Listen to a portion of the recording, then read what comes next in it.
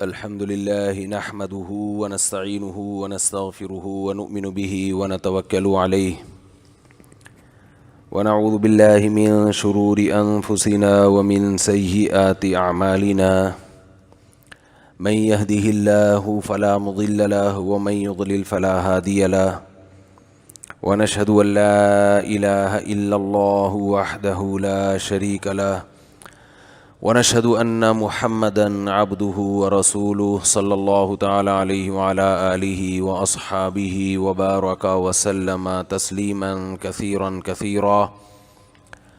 أما بعد فأعوذ بالله من الشيطان الرجيم. بسم الله الرحمن الرحيم. يوم يكشف عن ساق ويدعون إلى السجود فلا يستطيعون خاشعة أبصارهم ترهقهم ذلة وقد كانوا يدعون إلى السجود وهم سالمون فذرني ومن يكذب بهذا الحديث سنستدرجهم من حيث لا يعلمون. سورہ قلم کی آیات ہیں جن پر کئی ہفتوں سے بیان چل رہا ہے، اور اس آیت پر ہم پہنچے تھے کہ اللہ تعالیٰ قیامت کے دن اپنی خاص تجلی ظاہر کریں گے جسے دیکھ کر لوگ سجدے میں گر جائیں گے، لیکن کچھ لوگ ایسے ہوں گے جن کی کمر تختے کی بنا دی جائے گی اور ان کے چہروں پر اس وقت ذلت ہوگی. یہ وہ لوگ ہوں گے جنہیں دنیا میں سجدے کے لیے بلایا جاتا تھا اور وہ صحیح سالم تھے. تو اس پر بیان پچھلے ہفتے ہوا تھا. اس پر میں نے بات کی تھی کہ نماز ہے جس کے لیے بلایا جاتا ہے، یہ اس سجدے سے یہی مراد ہے، نماز. تو اللہ تعالیٰ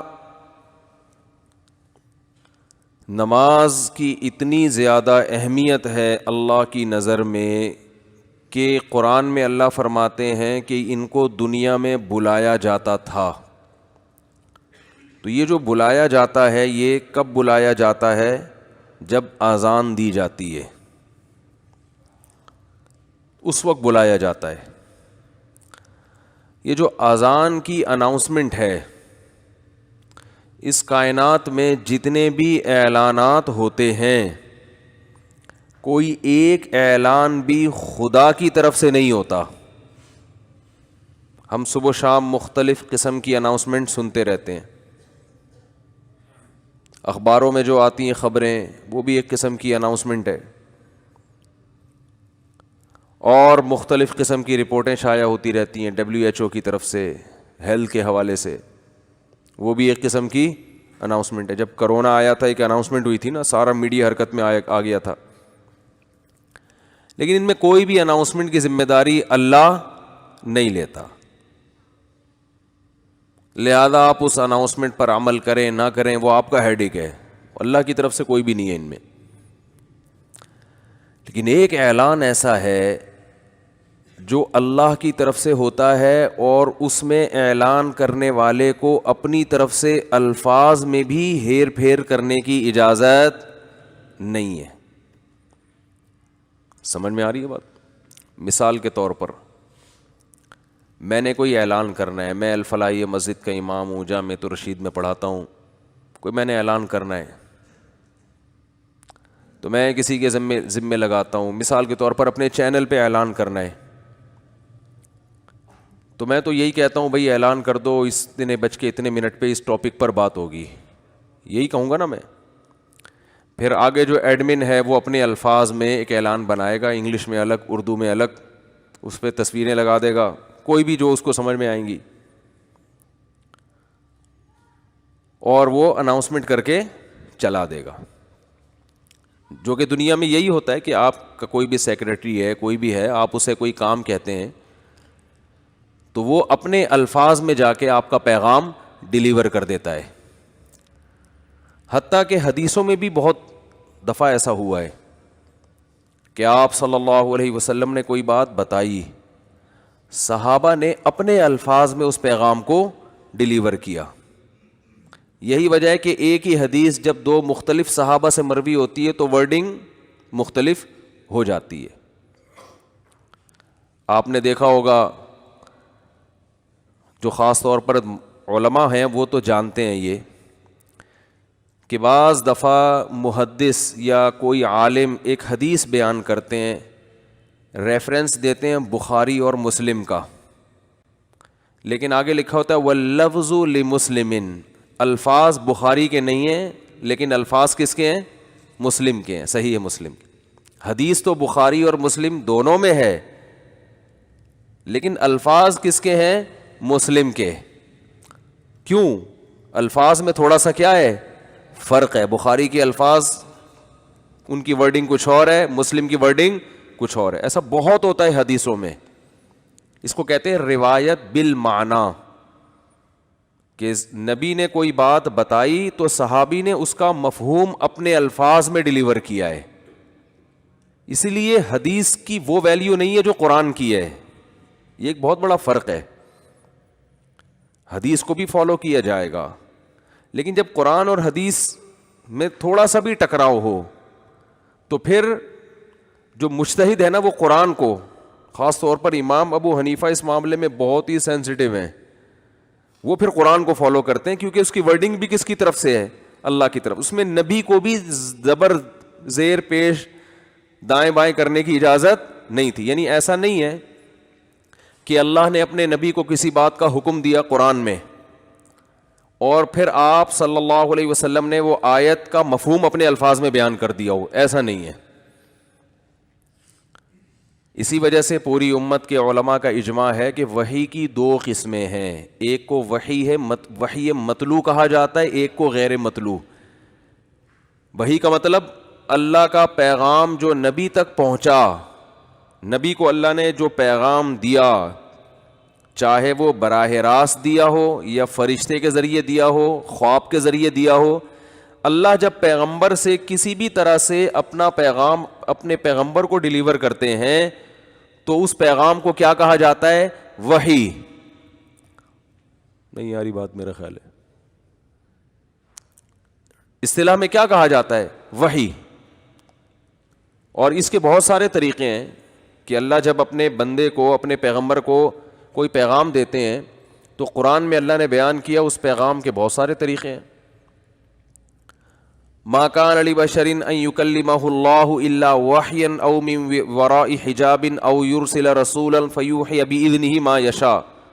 تو جتنے بھی ہم دلائل قرآن و سنت کے جمع کرتے ہیں تو ہمیں پتہ چلتا ہے کہ اللہ جب اپنے پیغمبر کو کوئی میسج دیتے ہیں تو یا تو براہ راست اللہ کلام کرتا ہے, جیسے کہ موسیٰ علیہ السلام کو کوہ طور پہ بلایا اور براہ راست اپنا کلام سنایا. یہ پروٹوکول کس کو دیا اللہ نے؟ بولنے پر گورنمنٹ نے پابندی نہیں لگائی ہوئی ہے. یہ پروٹوکول کس کو دیا؟ حضرت موسیٰ کو. اس لیے ان کو کلیم اللہ کہا جاتا ہے. وَقَرَّبْنَاهُ نَجِيًّا, قرآن کہتا ہے ہم نے ان کو قریب کیا سرگوشی کرنے کے لیے. بہت بڑا مقام ہے کہ براہ راست کلام. یہ فضیلت اس طرح سے کسی اور پیغمبر کو حاصل نہیں ہوئی ہے. یہ جزوی فضیلت ہے, خاص قسم کا پروٹوکول ہے جو موسیٰ علیہ السلام کو دیا گیا اور بہت بڑی فضیلت ہے. یوسف علیہ السلام کو اکیلا آدھا حسن دے دیا گیا, یہ پروٹوکول حضرت موسیٰ کو بولتے کیوں نہیں بھائی نہیں ملا. اللہ کی مرضی بھائی, کسی پیغمبر کو کوئی فضیلت دے دے. داؤد علیہ السلام کو ایسی آواز دی گئی اور بیان کرنے کا ایسا ملکہ دیا گیا, وہ فصل الخطاب, جب خطابت کرتے تو لوگوں کے دلوں کو ہلا دیا کرتے تھے. ایک ہی بات ایک آدمی جس میں بلاغت نہیں ہے وہ جب سمجھاتا ہے تو اس کا اسٹائل ایسا ہوتا ہے کہ اگلا کہتا ہے پتہ نہیں خود اس کی اپنی سمجھ میں بھی آ رہا ہے کہ نہیں آ رہا. وہی بات آپ کسی فصیح و بلیغ آدمی کو دیں جسے بولنا آتا ہے, اس کو دیں کہ یار تم سمجھاؤ, وہ ایسا سمجھاتا ہے کہ دودھ کا دودھ پانی کا پانی کر کے رہ دیتا ہے. اس کو کہتے ہیں فصل الخطاب. فصل کہتے ہیں جدائی, خطاب کا معنی تقریر, یعنی ایسا خطاب جس میں دودھ کا دودھ اور پانی کا پانی, یعنی کانسیپٹ کو کلیئر کر کے رکھ دے. کہ مزید کسی کلیریفیکیشن کی آپ کو ضرورت نہ پڑے. اس کو ہم اردو میں کہتے ہیں دودھ کا دودھ اور پانی کا پانی کر دیو. کسی کا باپ بھی نہیں کر سکتا, دودھ سے پانی الگ ہو ہی نہیں سکتا نا, تو بزنس سارا بند ہو جائے گا. بھائی کوئی دودھ بیچ رہا ہے, آپ اس میں بولے اس میں جتنا پانی ملا ہے وہ الگ کر دے, خالی دودھ دے دے مجھے, دے گا؟ وہ پانی اگر الگ کرے گا تو پھر وہ پانی بیچے گا ٹھیک ہے نا, وہ دودھ بیچنے کے قابل, وہ پھر کیا کہ میں پھر پانی کا بزنس کر لوں, یہ زیادہ بہتر ہے. تو اس لیے پانی کو دودھ سے الگ کرنا, ایک تو ہوتا ہے نا دودھ کو بوائل کرو تو پانی اڑ جائے گا, وہ الگ چیز ہے. ایک ہے خالص دودھ اور جو پانی اس میں گوالے نے دودھ دیا ہے. ایک دودھ بھینس دیتی ہے, گوالا خود دیتا ہے, تو گوالے والا الگ کر دو, بھینس والا, یہ بہت مشکل کام ہے. بوائل کریں گے تو پھر نیچرل فارم میں تو نہیں رہے گا نا وہ. تو یہ جو فصل الخطاب ہے نا, دودھ کا دودھ اور پانی کا پانی, یعنی ایسے بیان کرنا کہ اگلے کے کانسیپٹ کلیئر ہو جائیں. قرآن بھی فصل الخطاب ہے. موضوع میرا تھوڑا سا چینج ہو رہا ہے لیکن میں اصل ٹاپک کی طرف آؤں گا. یہ بڑی خاندانی بات ہے نا, اس لیے میں بتانا پڑتی ہے. درمیان میں قیام و طعام تو چلتا ہے نا ہمارے, جب سفر پہ جا رہے ہیں میں نے کہا قیام طعام تو چلے گا. جس نے صرف تفسیر کا لیکچر سننا ہے نا, وہ پھر میرے جو لیکچر تفسیر کے یوٹیوب پہ اپلوڈ ہو رہے ہیں, لیکچر نمبر پتہ نہیں 103 چل رہا ہے 104 چل رہا ہے, وہ سنیں آپ. وہ ٹو دا پوائنٹ, اس میں قرآن کی گرامر تفسیر سے قیام و طعام نہیں ہے اس میں, ٹھیک ہے نا. اور اس میں جو اسپیڈ لمٹ ہے نا اس کا بھی خیال کیا گیا. 120 کلومیٹر فی گھنٹہ سے زیادہ جو ہائی وے کا اصول ہے اس سے ہم زیادہ بھی نہیں گئے ہیں اور کم بھی نہیں, وہ بہت تمیز سے پورے ٹو دا پوائنٹ. یہ تو ایک واضح و نصیحت کی مجلس ہے نا, اس میں درمیان میں جہاں ضرورت محسوس ہوگی, اگر چائے کے لیے گاڑی روکنی ہے, دودھ پتی کے لیے روکنی ہے, واش روم آ رہا ہے, تو یہ سب چلتا رہے گا راستے میں, سمجھ رہے ہیں. تو فصل خطاب اللہ نے عطا, یہ کلیم اللہ سے بات چلی ہے. پھر ٹاپک سے دائیں بائیں نہ ہو جاؤں, بات اصل میں یہاں سے چل رہی تھی. کہاں سے چل رہی تھی؟ نہیں, کلیم اللہ پر بھی کہاں سے بات آئی؟ اللہ وہی جو کرتا ہے, وہی کی دو قسمیں ہیں, وہی کی دو قسمیں. پھر یہاں سے پھر ہم نے دوبارہ سے چلانا ہے. تو بولنے کی جو صلاحیت ہے نا, فصل الخطاب, یہ قرآن بھی ہے. قرآن اپنے آپ کو ڈیفائن کرتا ہے, نزل الفرقان علی عبدہ. اللہ فرماتے ہیں ہم نے اپنے بندے پر فرقان کو نازل کیا. فرقان عربی میں فارق کہتے ہیں, فرق کرنے والا. فرق کسے کہتے ہیں؟ جدا کرنے والا. تو قرآن کہہ رہے یہ فارق نہیں ہے, جدا کرنے والی نہیں, بلکہ الفرقان مبالغہ ہے, مبالغہ سپرلیٹو ڈگری ہے. تو کیا مطلب؟ حق اور باطل کو ایسے کھول کھول کے بیان کرتا ہے کہ جو نام نہاد لبرلز ہیں, ملحدین ہیں, مذہب مخالف ہیں, ان کی ایسی کی تیسی کر دیتا ہے. یہ ان کو, ان کے پاس بحث کے لیے راستہ چھوڑتا ہی نہیں ہے, ایسا حق اور باطل کو بیان کرتا ہے. وہ باطل کیا ہے میں 2 منٹ میں جلدی بتا دیتا ہوں تاکہ خلاصہ آ جائے سامنے. دنیا میں اتنے سارے نظریات ہیں نا کہ پتہ نہیں صحیح کون ہے غلط کون ہے. بہت سارے کانسیپٹ ہیں جو آج بھی پبلک میں چل رہے ہیں. بحث یہاں سے شروع ہوتی ہے, وہ خدا ہے بھی کہ نہیں ہے. بحث کہاں سے شروع ہوتی ہے؟ کوئی پیدا کرنے والا ہے بھی کہ نہیں ہے. بہت سے لوگ کہہ رہے ہیں پتہ نہیں ہے کہ نہیں ہے, کچھ کہہ رہے ہیں نہیں ہے, کچھ کہہ رہے ہیں ہے. یہ بڑے بڑے مسائل ہیں نا.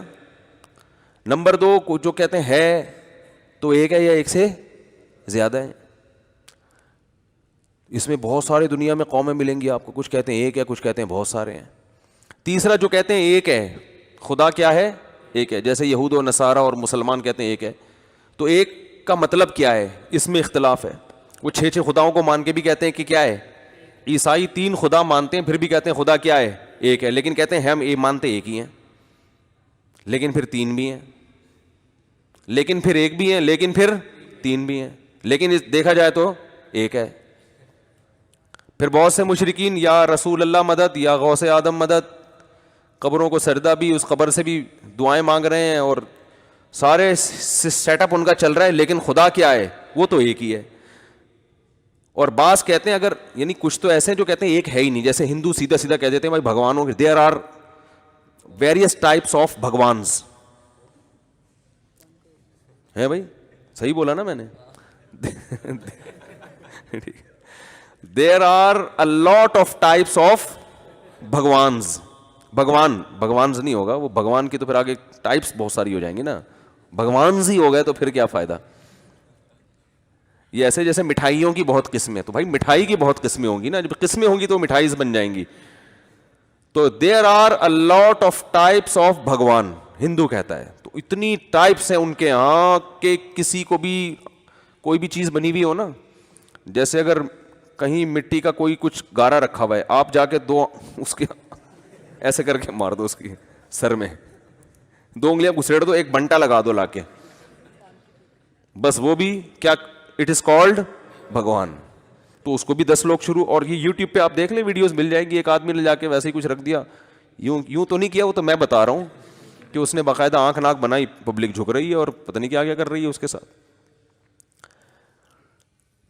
تو قرآن, اچھا پھر بہت سے لوگوں کا نظریہ کیا ہے کہ نہیں جی خدا اتنے سارے نہیں ہو سکتے, ایک ہے جو عرش پر ہے, وہ ایک ہی ہے بس, وہ عرش پر ہے, وہی اصل جو نظر نہیں آتا ہمیں, اور اس کو دیکھنا ممکن بھی نہیں ہے. اور دنیا کی اکثریت کا یہی نظریہ ہے, کیونکہ یہودی, عیسائی اور مسلم یہ ملا کے دنیا کی اکثریت بن جاتے ہیں, اکثریت کا یہی نظریہ ہے. لیکن پھر ان میں یہ اختلاف ہے کہ توحید کی ڈیفینیشن, ایک خدا کا مطلب کیا ہے, یہ بہت بڑا اختلاف ہے. جب تم ایک مان رہے ہو تو ایک کا مطلب کیا ہے. دیکھو ایک عورت کا ایک شوہر ہے, ایک اور عورت ہے اس کا بھی ایک شوہر ہے, دونوں کہتی ہیں کہ شوہر ایک ہی ہونا چاہیے. لیکن ایک شوہر کی ڈیفینیشن کیا ہے, ایک کہتی ہے ایک شوہر کی ڈیفینیشن یہ ہے کہ اسی کے گھر میں رہنا ہے, اسی کے ساتھ رہنا ہے, کسی اور آدمی سے دوستی نہیں لگانی. دوسری کہتی ہے نہیں شوہر تو ایک ہی ہونا چاہیے, لیکن اگر کسی اور سے بھی دوستی لگا لی, اس کے ساتھ بھی رات گزار لی, ادھر بھی چلے گئے, تو شوہر تو ایک ہی ہے. تو آپ کہیں گے پھر یہ تکلف کی ضرورت کیا ہے آپ کو بھائی, کیا خیال ہے, اس تکلف کی ضرورت کیا ہے کہ ایک ہی بول دو, 10-20 ہونے چاہیے کہ نہیں شوہر تو ایک ہی ہوتا ہے. تو بھائی جو شوہر کو جو محبت دینی چاہیے, جو اس کی خاصیت ہے, وہ کام جو شوہر کے علاوہ, وہ محبت جو شوہر کے علاوہ کسی کو نہیں دی جاتی, وہ تو آپ نے وسیم کو بھی دی ہوئی ہے, ستار کو بھی دی ہوئی ہے, غفار کو بھی دی ہوئی ہے. تو یہ بڑا اختلاف, چھوٹا اختلاف ہوا, بڑا اختلاف ہوا, تو بڑا اختلاف ہے. تو یہی حساب کتاب مشرک کے ساتھ ہے. وہ کہتا ہے یا رسول اللہ مدد بھی ٹھیک ہے, یا غوث اعظم, اور مدد کا مطلب یہ کہ ہم جہاں سے, ایک تو ہوتا ہے نا بعض بزرگوں نے یا رسول اللہ مدد کہا تو ان کا یہ نیت نہیں تھی کہ یہاں سے نبی ہماری مدد کریں گے, ان کی نیت تھی آخرت میں شفاعت کریں گے, یا یہ کہ نبی صلی اللہ علیہ وسلم شفاعت کا ذریعہ بنیں گے. ان کو بڑی تعویلات کرتے ہیں وہ, تو ہم ان پہ کفر کا فتویٰ نہیں لگاتے. ایک کا عقیدہ ہے کہ جب بھی میں جہاں سے نبی کو پکاروں گا مدد کے لیے پہنچیں گے, اللہ نے آپ کو اختیارات دے دیے اسباب سے ہٹ کے. تو اس طرح سے یا رسول اللہ مدد بھی ہو رہا ہے, اور قبروں سے بھی اسی نیت کے ساتھ مانگا جا رہا ہے کہ یہ مردہ جب چاہے جہاں سے چاہے ہماری مدد کر سکتا ہے, اور غیر اللہ کو سجدے بھی ہو رہے ہیں. لیکن جب پوچھے خدا کتنے, خدا صرف ایک ہے. تو جیسے ایک عورت نے شوہر سے جو محبت کرنی چاہیے وہ 20 آدمیوں سے وہ محبت کر رہی ہے, لیکن جب پوچھو تو کہتی ہے شوہر صرف ایک ہی ہے, تو ہم اسے کہیں گے اس تکلف کی ضرورت نہیں ہے, خام خواہ میں یہ کہنا کہ ایک ہی ہوتا ہے. تو ایسے ہی ایسے مشرک سے جو جب ضرورت پڑتی ہے یا غوث آدم مدد, جب مصیبت میں آتا ہے تو اولیاء اللہ کو پکارتا ہے, اور قبروں پہ جانور بھی ذبح ہو رہے ہیں مردے کو خوش کرنے کے لیے. جو سارے کام جو اللہ کے خاصہ ہیں وہ آپ سارے غیر اللہ کو دیکھو. عیسائی حضرت عیسیٰ سے باقاعدہ مدد مانگتے ہیں, دعائیں مانگتے ہیں ان سے. تو جب جو کام اللہ کا خاصہ تھا وہ آپ نے جب غیر اللہ کو دے دیا, تو اب اس تکلف کو اللہ نہیں مانتا کہ خدا کیا ہے, ایک ہے. تو یہ بھی بہت امپورٹنٹ مسئلہ ہے جس کو قرآن نے بہت اچھے طریقے سے ڈیفائن کیا ہے کہ جب کسی کو مدد کے لیے پکارو گے تو گویا تم نے اس کو خدا قرار دے دیا ہے.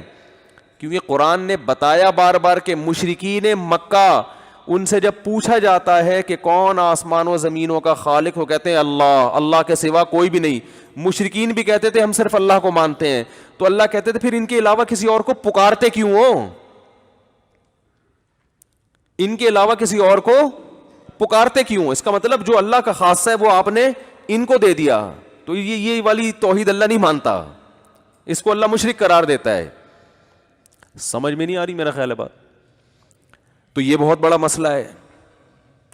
ایک اور مسئلہ پھر اس کے بعد جا کے یہ آتا ہے کہ اگر ایک ہی ہے, چلو کسی اور کو ہم پکار بھی نہیں سکتے, بس وہ ایک ہی ہے, تو مشرکین میں ایسے لوگ تھے جو کہتے تھے صرف وہ خدا ہے.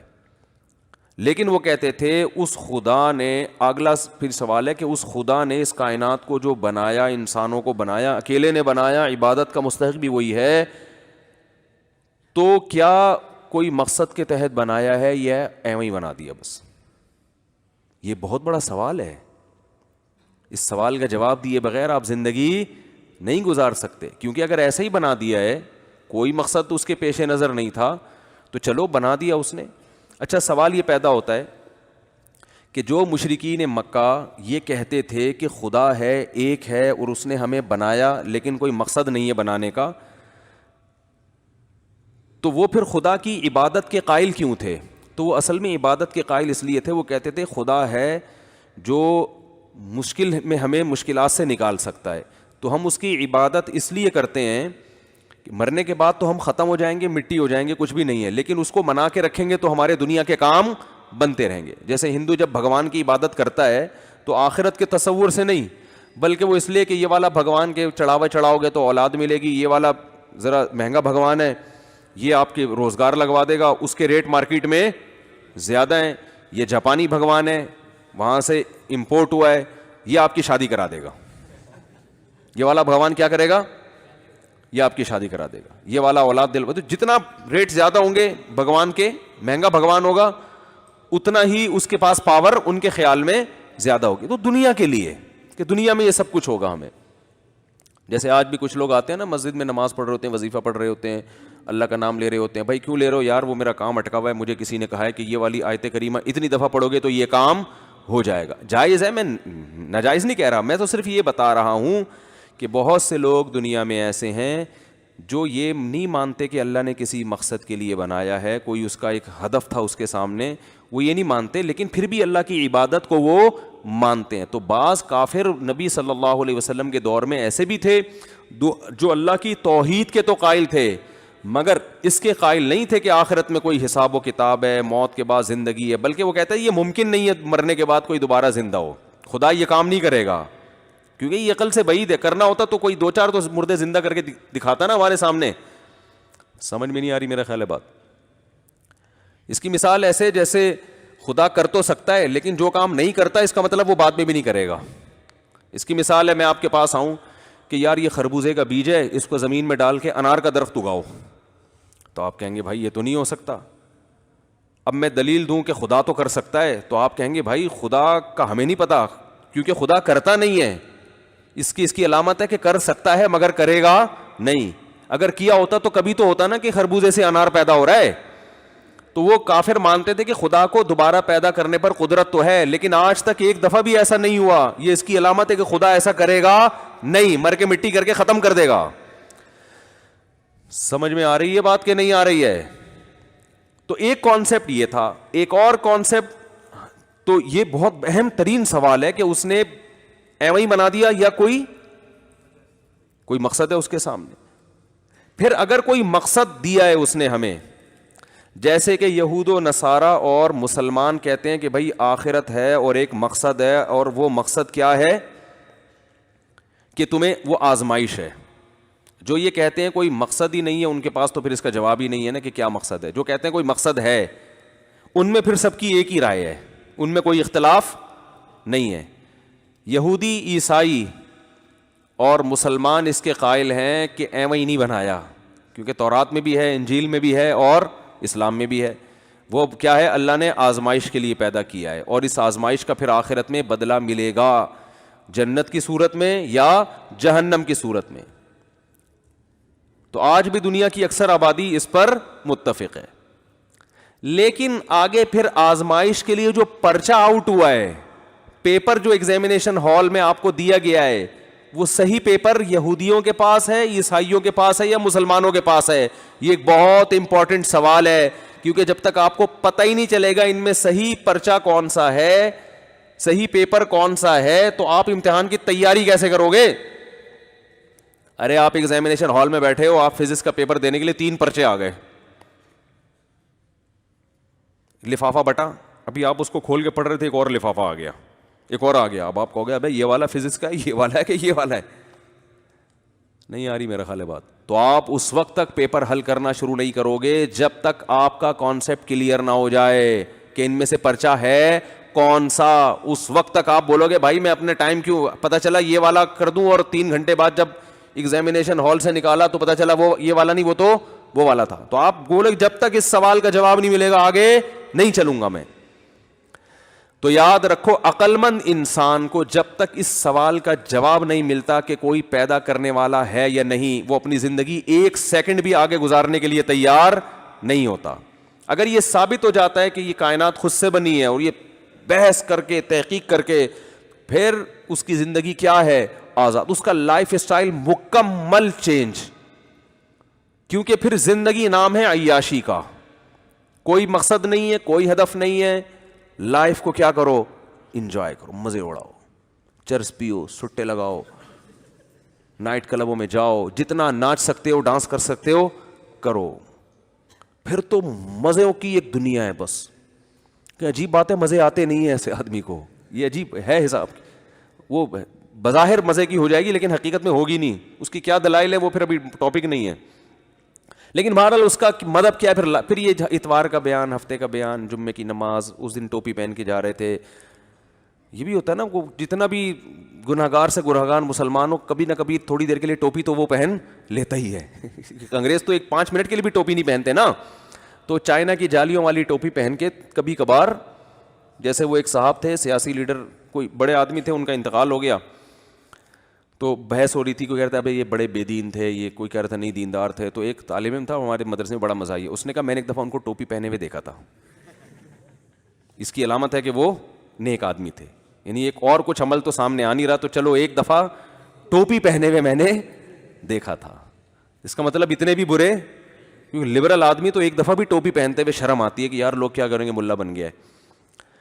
تو پھر جو ہے نا, اگر کوئی نہیں ہے تو یار پھر آپ کا لائف اسٹائل مکمل کیا ہونا چاہیے, چینج. پھر یہ شادی بیاہ کے تکلفات, سالے, ساس, جٹھانیاں, ٹوپی ڈرامے ہیں بھائی. یہ جاؤ ٹکٹ کٹاؤ, امریکہ جاؤ, بوائے فرینڈ رکھو, اور لڑکیاں بوائے فرینڈ رکھیں, سمجھ میں آ رہا ہے 2-4 دن بعد وہ وسیم اس سے زیادہ ہینڈسم آیا, اب اس کو ہٹا یار, وہ ٹھیک ہے زیادہ, ٹھیک ہے. انجوائے کرنا ہے تو پھر انجوائے کرنے کا میں کوئی کسر چھوڑنی نہیں چاہیے. پھر یہ چھوڑ دو ٹوپی ڈرامے جو ہے نا, عید, بقرعید, رمضان میں 1 روزہ بھی کیوں رکھ رہے ہو, ٹھیک ہے نا, 1 بھی کیوں رکھ رہے ہو. اگر ڈاکٹر نے ڈائٹنگ کا کہا ہے تو 10 روزے رکھو, نہیں کہا تو 1 بھی نہ رکھو. پھر مفتیوں سے نہیں پوچھو کہ روزہ فرض ہے, نہیں, ڈاکٹر سے پوچھو کہ مجھے کھانا ہے کہ نہیں کھانا. ڈاکٹر کہے بھوکا رہو تو بھوکے رہ لو, کیونکہ صحت اچھی ہوگی تو لائف کو انجوائے کر سکو گے. پھر کماؤ پیسے, یہ بہت اہم سوال ہے. اور اگر کوئی ہے, یعنی یہ سوال کا جواب ضروری ہے یا نہیں ہے مجھے ہی بتاؤ نا, کیونکہ لائف پر اس طرح یہ فضول سوالات نہیں ہیں کہ حضرت یوسف علیہ السلام کی زلیخا سے شادی ہوئی تھی کہ نہیں ہوئی تھی. لوگ یہ بھی سوال پوچھتے ہیں نا. ارے لوگ مجھ سے سوال پوچھتے ہیں کہ جو زلیخا عزیز مصر کی بیوی, زلیخا اس کا پتہ نہیں نام تھا نہیں تھا, لیکن مشہور یہی ہے کہ اس کی بعد میں اینڈ میں یوسف علیہ السلام سے شادی ہوئی تھی کہ نہیں ہوئی تھی. تو میں کہتا ہوں بھائی اگر ہوئی تھی تو ہم کیا کریں, نہیں ہوئی تھی تو ہم کیا کریں, کیونکہ اب ولیمہ تو بہرحال ہو چکا. یعنی اس کا ہماری پریکٹیکل لائف سے کوئی تعلق نہیں ہے. یزید لعنتی ہے یا رحمت اللہ علیہ؟ ویسے میں نے یزید کو رحمت اللہ علیہ کبھی بھی نہیں کہا. میرے بارے میں فیک پوسٹ چلائی گئی ہے اور اس میں جو کچھ بولا گیا سب جھوٹ, اور اس فیک پوسٹ کا بہت نقصان ہوا ہے. تو جو بھی پوسٹیں آ رہی ہوتی ہیں آنکھ بند کر کے یقین نہ کر لیا کرو. اب قطع نظر اس سے کہ وہ لعنت اللہ علیہ ہے یا رحمت اللہ علیہ, بھائی آپ نے اپنی قبر میں جانا ہے, آپ سے آپ کے بارے میں سوال ہوگا. لوگ کہتے ہیں ظالم کو لعنت اللہ علیہ نہ کریں, تو ظالم تو پھر دنیا میں بہت ہے. سب کا نام لے لے کے لعنت اللہ کہنا شروع کیا تو آپ کی زندگی ختم ہو جائے گی, لعنت اللہ کا لفظ ختم نہیں ہوگا. بات آ رہی ہے سمجھ میں؟ وہ تو پھر حضرت عثمان کے قاتل پہ بھی لعنت اللہ علیہ, ہم تو کہتے ہیں حضرت حسین کو جس نے قتل کیا لعنت اللہ. لیکن اب اس کے علاوہ بھی تو دنیا میں غم ہے نا. جو بھی حسین کا قاتل ہے اللہ کی 100 لعنتیں, ہماری بد دعا ہے اس کے لیے, لیکن بس دے دی لعنت. اب یہی تھوڑی کہ سارا دن ہر محرم میں یہی ایک پروگرام چلتا رہے, یزید اور وہ قصے کہانیاں وہی لے کے صبح سے شام ایک ہی ٹاپک ہو اور پوری قوم اسی پہ چل رہی ہو. تو اس کا ہماری پریکٹیکل لائف سے تعلق بولو بھائی نہیں ہے. زکریا علیہ السلام تو پیغمبر تھے نا, ان کا مقام تو نواسہ رسول سے بڑا تھا, کیونکہ پیغمبروں کا مقام پوری اہل سنت والجماعت کا اجماع ہے کہ کوئی امتی پیغمبر کے برابر. تو بڑے بڑے دنیا میں لوگ ہیں, بڑے بڑے بزرگان دین ہیں, صحابہ ہیں, تابعین ہیں, پیغمبر ہیں جن کو قتل کیا گیا. تو بھائی ظالم دنیا میں بہت ہیں, آپ وہ کام کرو جس کا آپ کی پریکٹیکل لائف سے تعلق. تبھی قرآن جب ظالموں کے واقعات بیان کرتا ہے نا, تو قرآن پتہ ہے کیا کہتا ہے؟ تلک امۃ قد خلت, یہ قوم تھی جو گزر چکی ہے, لہا ما کسبت, انہوں نے جو کمایا اس کا بدلہ ان کو ملے گا, وَلَكُمْ مَا كَسَبْتُمْ, تم اپنے عمل کو فوکس کرو, تم جو کرو گے تمہیں اس کا بدلہ ملے گا. تو عمل کو فوکس کرو, عمل جو تمہیں آرڈر دیے جا رہے ہیں اس پر کتنا عمل کر رہے ہو. عمل ہمارا زیرو, لعنتیں بھیجنے میں فلاں نے یہ کر دیا, فلاں نے یہ کر دیا, فلاں نے یہ کر دیا, فلاں نے یہ کر دیا. بھائی ٹھیک ہے کر دیا, برا کیا, ایک دفعہ بیان بھی ہو سکتا ہے, باقی تو اپنے آپ کو ٹھیک کرنے کی کوشش زیادہ ہونی چاہیے, اپنے آپ کو, اپنی قوم کو, کہ بھائی رشوت لے رہے ہیں لوگ, والدین کے حقوق ادا نہیں کر رہے, نماز میں کوتاہی کر رہے ہیں, یتیموں کا مال کھا رہے ہیں, بہنوں کو وراثت نہیں دے رہے ہیں, جھوٹ بول رہے ہیں. عدالتوں میں کتنا جھوٹ چل رہا ہے, میں نے ابھی جمعے کے بیان میں, وہ ریکارڈنگ ختم ہو گئی تھی اس وقت بتایا, وہ ریکارڈنگ اتفاق سے ہوئی نہیں. اتنا خاندانی جھوٹ ہماری عدالتوں میں چل رہا ہے نا, کہ ایک صاحب نے بتایا کہ پولیس والے جب یہ کھڑے ہو کر کہتے ہیں نا لا الہ الا اللہ پڑھ کے جو کچھ کہوں گا سچ کہوں گا, فلانے کے گاڑی سے 3 کلو چرس نکلی ہے, تو میں نے ایک پولیس والے کو پکڑ لیا. میں نے کہا کیا تم نے دیکھا؟ کہہ رہے ہم نے تو بندہ ہی نہیں دیکھا, اس کی گاڑی کہاں دیکھی ہم نے, نہ ہم نے بندہ دیکھا نہ اس کی ہم نے گاڑی دیکھی, 3 کلو چرس ہم نے کلمے کے ساتھ نکال لی عدالت میں. میں نے کہا یہ تو ظلم ہے. کہہ رہے ہیں مجبور ہیں, گن پوائنٹ پہ جو ہے نا یہ سارے کام ہو رہے ہیں, نئی جھوٹی قسم اٹھائیں گے. سب جگہ میں مانتا ہوں نہیں ہوتا, سارے پولیس والے بھی ایسے نہیں ہوتے, لیکن وہ جو نیچے کے پولیس والے مجبور ہوتے ہیں اپنے آفیسر کے آگے, وہ کہتے ہیں نہیں تو فوراً جاب سے نکال دیا جائے گا, جاب سے نکال دیتے ہیں. میں مانتا ہوں کہ ہر جگہ ہر ایک نہیں کرتا یہ, لیکن یہ بھی ہو رہا ہے عدالتوں میں, سب کو پتا ہے کہ ہو رہا ہے. تو یہ کیوں ہو رہا ہے؟ جب ہماری صبح سے شام تقریریں دائیں بائیں گھومیں گی اور ان تاریخی واقعات ہی کو صبح سے شام لپیٹتے رہیں گے, تو آپ اپنی اصلاح سے کیا ہو جائیں گے؟ غافل. تو اس پہ ضرورت ہے فوکس کرنے کی. خیر, تو میں یہ عرض کر رہا تھا کہ یہ امپورٹنٹ سوال ہیں کہ خدا ہے یا نہیں ہے تو کتنے ہیں, کیونکہ اس کا ہماری پریکٹیکل لائف سے تعلق. اگر خدا نہیں ہے, لائف کو کیا کرنا ہے؟ انجوائے. پھر ابا کو اولڈ ہوم میں جمع کراؤ, کیونکہ ٹینشن ہے خامخواہ کی, انہوں نے تو لائف گزار لی, اب آپ کی لائف میں کھانس کے کیا کر رہے ہیں؟ ٹینشن کا سبب بن رہے ہیں, بلا وجہ کھانس رہے ہیں. چلو وہ تو بڑھاپے کی وجہ سے کھانس رہے ہیں, جراثیم کہاں جا رہے ہیں؟ پورا گھر میں جراثیم پھیل رہے ہیں, ٹھیک ہے نا. تو اور پھر تکلیف تو ہوتی ہے نا کھانسنے سے, ڈسٹربنس پھیل رہی ہے اس سے معاشرے میں. تو اس لیے لبرل لوگ ابا کو ایک اچھے سے ہاسپٹل میں ایڈمٹ کرا کے وہیں پیسے دے دیتے ہیں کہ اب ان کو کہاں رکھنا ہے آپ نے, جو نام نہاد لبرل ہیں ان کی بات کر رہا ہوں. تو یہ سوال بہت امپورٹنٹ ہے. دوسرا, اگر خدا ایک ہے, اگر خدا ہے تو ایک ہے یا ایک سے زیادہ, کیونکہ اس کا عملی زندگی سے تعلق ہے. اگر خدا نے دوسروں کو بھی اختیارات دیے ہوئے ہیں تو پھر کب خدا سے مانگے, کب غوث اعظم سے مانگے, کب بھگوان کے پاس جائیں, وہ تو یہ تو ساری زندگی آدمی بوکھلا کر شکار ہی رہے گا. یار گیا ادھر تھا اولاد کے لیے, ہو سکتا ہے اولاد کا اختیار اس کے پاس ہو, کوئی دلیل تو نہ اس کی ہے نا. ابا سے سنا تھا وہ والا, کیونکہ مہنگا بھگوان ہے, جب کاروبار کا مسئلہ ہوگا تو وہ مسئلہ حل کرے گا. اور ماموں سے سنا تھا کہ شادی والا بھگوان وہ ہے, تو ابا اور ماموں بھی تو آپ جیسے ہی ہیں نا. یا پنڈت جی سے سنا تھا, تو پنڈت جی کو کپڑوں کے معاملے میں تو آپ فالو کر نہیں رہے, جیسے کپڑے وہ پہنتے ہیں آپ وہ تو پہنتے نہیں ہو. عبادت جو کپڑوں سے بڑی چیز ہے اس میں آپ نے ان کو اپنا رہبر بنایا ہوا ہے. بات نہیں آئی میرا خیال ہے سمجھ میں. بھائی پنڈت, اگر پنڈت جی کے پاس صحیح راستہ ہوتا تو آپ پورے ڈریس میں ہو, پنڈت جی کا ڈریسنگ اس قابل نہیں ہے کہ آپ وہ ڈریس پہن کے کہیں رشتہ لینے جاؤ. آپ کیا خیال ہے؟ فوراً بھگا دیں گے لڑکی والے پہ, کیا پہن کے آیا. آپ کہو کہ جی جب میں پنڈت جی کے کہنے پر پتھر کے بنے ہوئے بت کو خدا سمجھ سکتا ہوں, جو بہت اہم ترین مسئلہ ہے, تو پنڈت جی کے ڈریس ہی اصل ڈریس ہے. ڈریسنگ میں بھی میں ان کو فالو کروں گا, کوئی بھی فالو نہیں کرتا. تو یار ایک سادہ سی چیز میں آپ فالو نہیں کر رہے تو اتنی بڑی چیز میں آپ کیسے اس کو فالو کر رہے ہو؟ آپ کے پاس کیا دلیل ہے کہ پنڈت جی صحیح کہہ رہے ہیں؟ انتہائی پنڈت جی کے احترام کے ساتھ میں یہ بات کر رہا ہوں. آپ اس کا احترام اپنی جگہ جو آپ لوگ کرتے ہیں وہ ٹھیک ہے, کرتے رہیں, آپ کے مذہبی رہنما ہیں, لیکن بات تو عقل کی یہی ہے نا, جو کھوپڑی میں آتی ہے, جو سیدھی سیدھی 2 اور 2 4 کی طرح جو بات ہے وہ تو یہی ہے.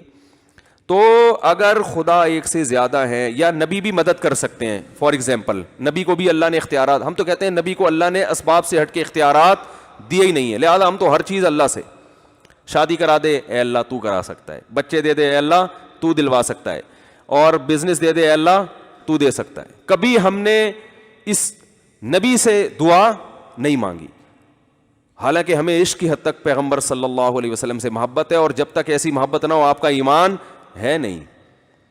ہم نبی کی قبر کی زیارت کو بہت بڑی سعادت سمجھتے ہیں, وہاں صلاۃ والسلام پڑھنا, وہاں بیٹھنا مسجد نبی میں, یہ بہت بڑی سعادت ہے.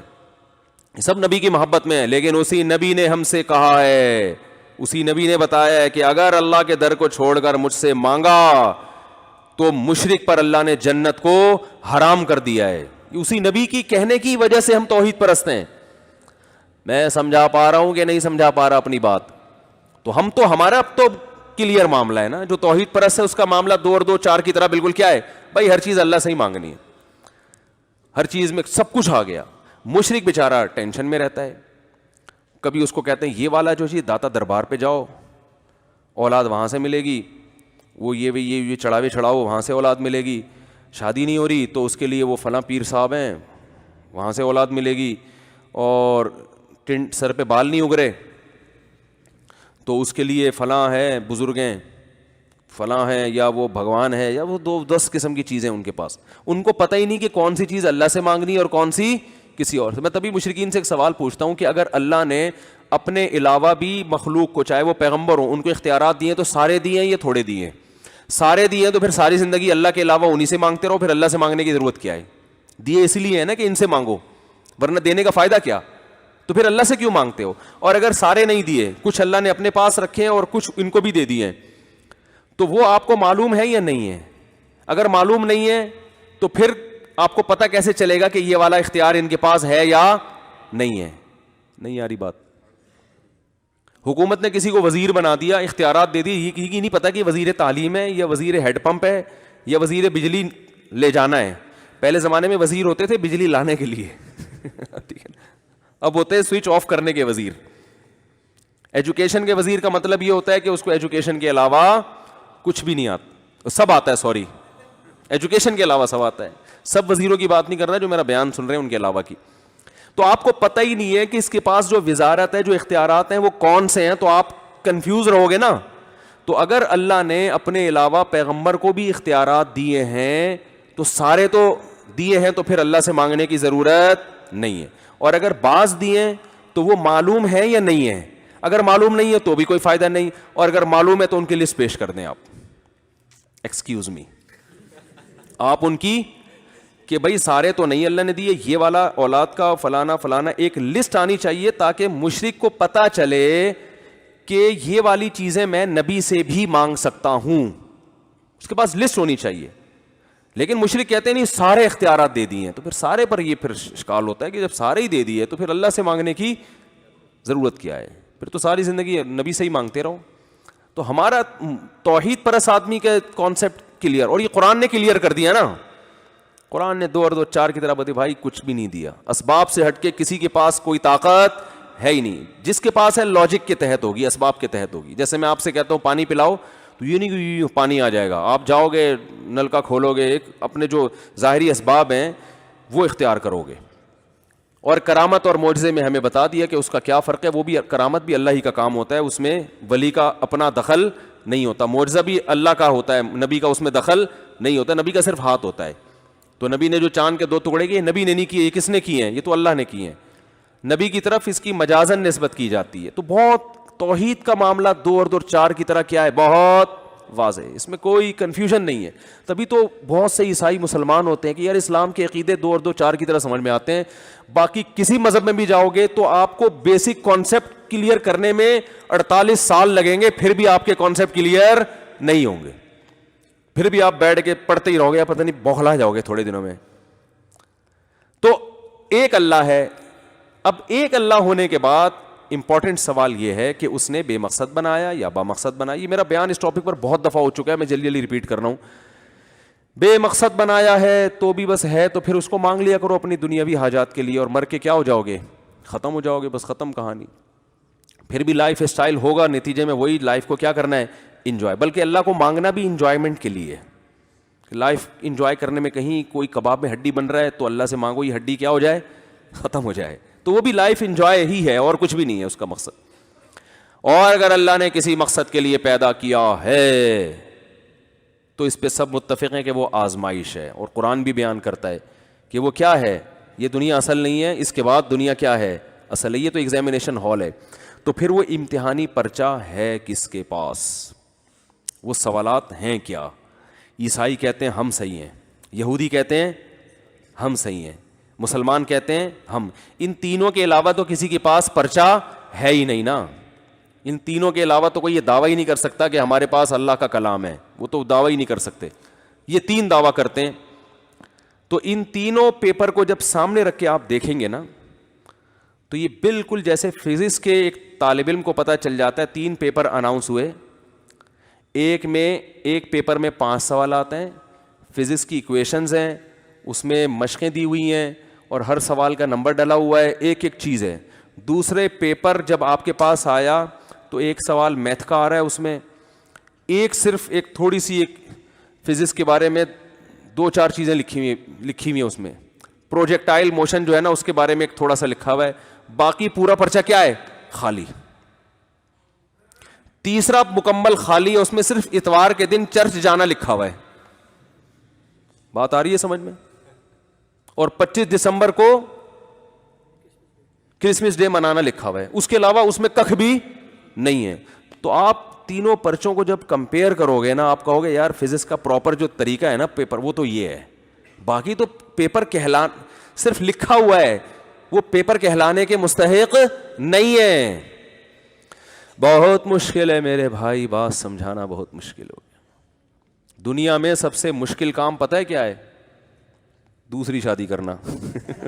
آپ کہہ رہے تھے بات سمجھانا. بات سمجھانا اتنا مشکل نہیں ہو, تو میں ویسے ہی تاکہ آپ لوگ بہت دماغ لگا کے سنیں نا, ورنہ اس میں کیا مشکل ہے, 2 اور 2 4 کی طرح بات ہے. مشکل تو وہ ہے جو میں نے ابھی آپ کو بتائی ہے, کر کے دیکھو تو پتہ چلے گا.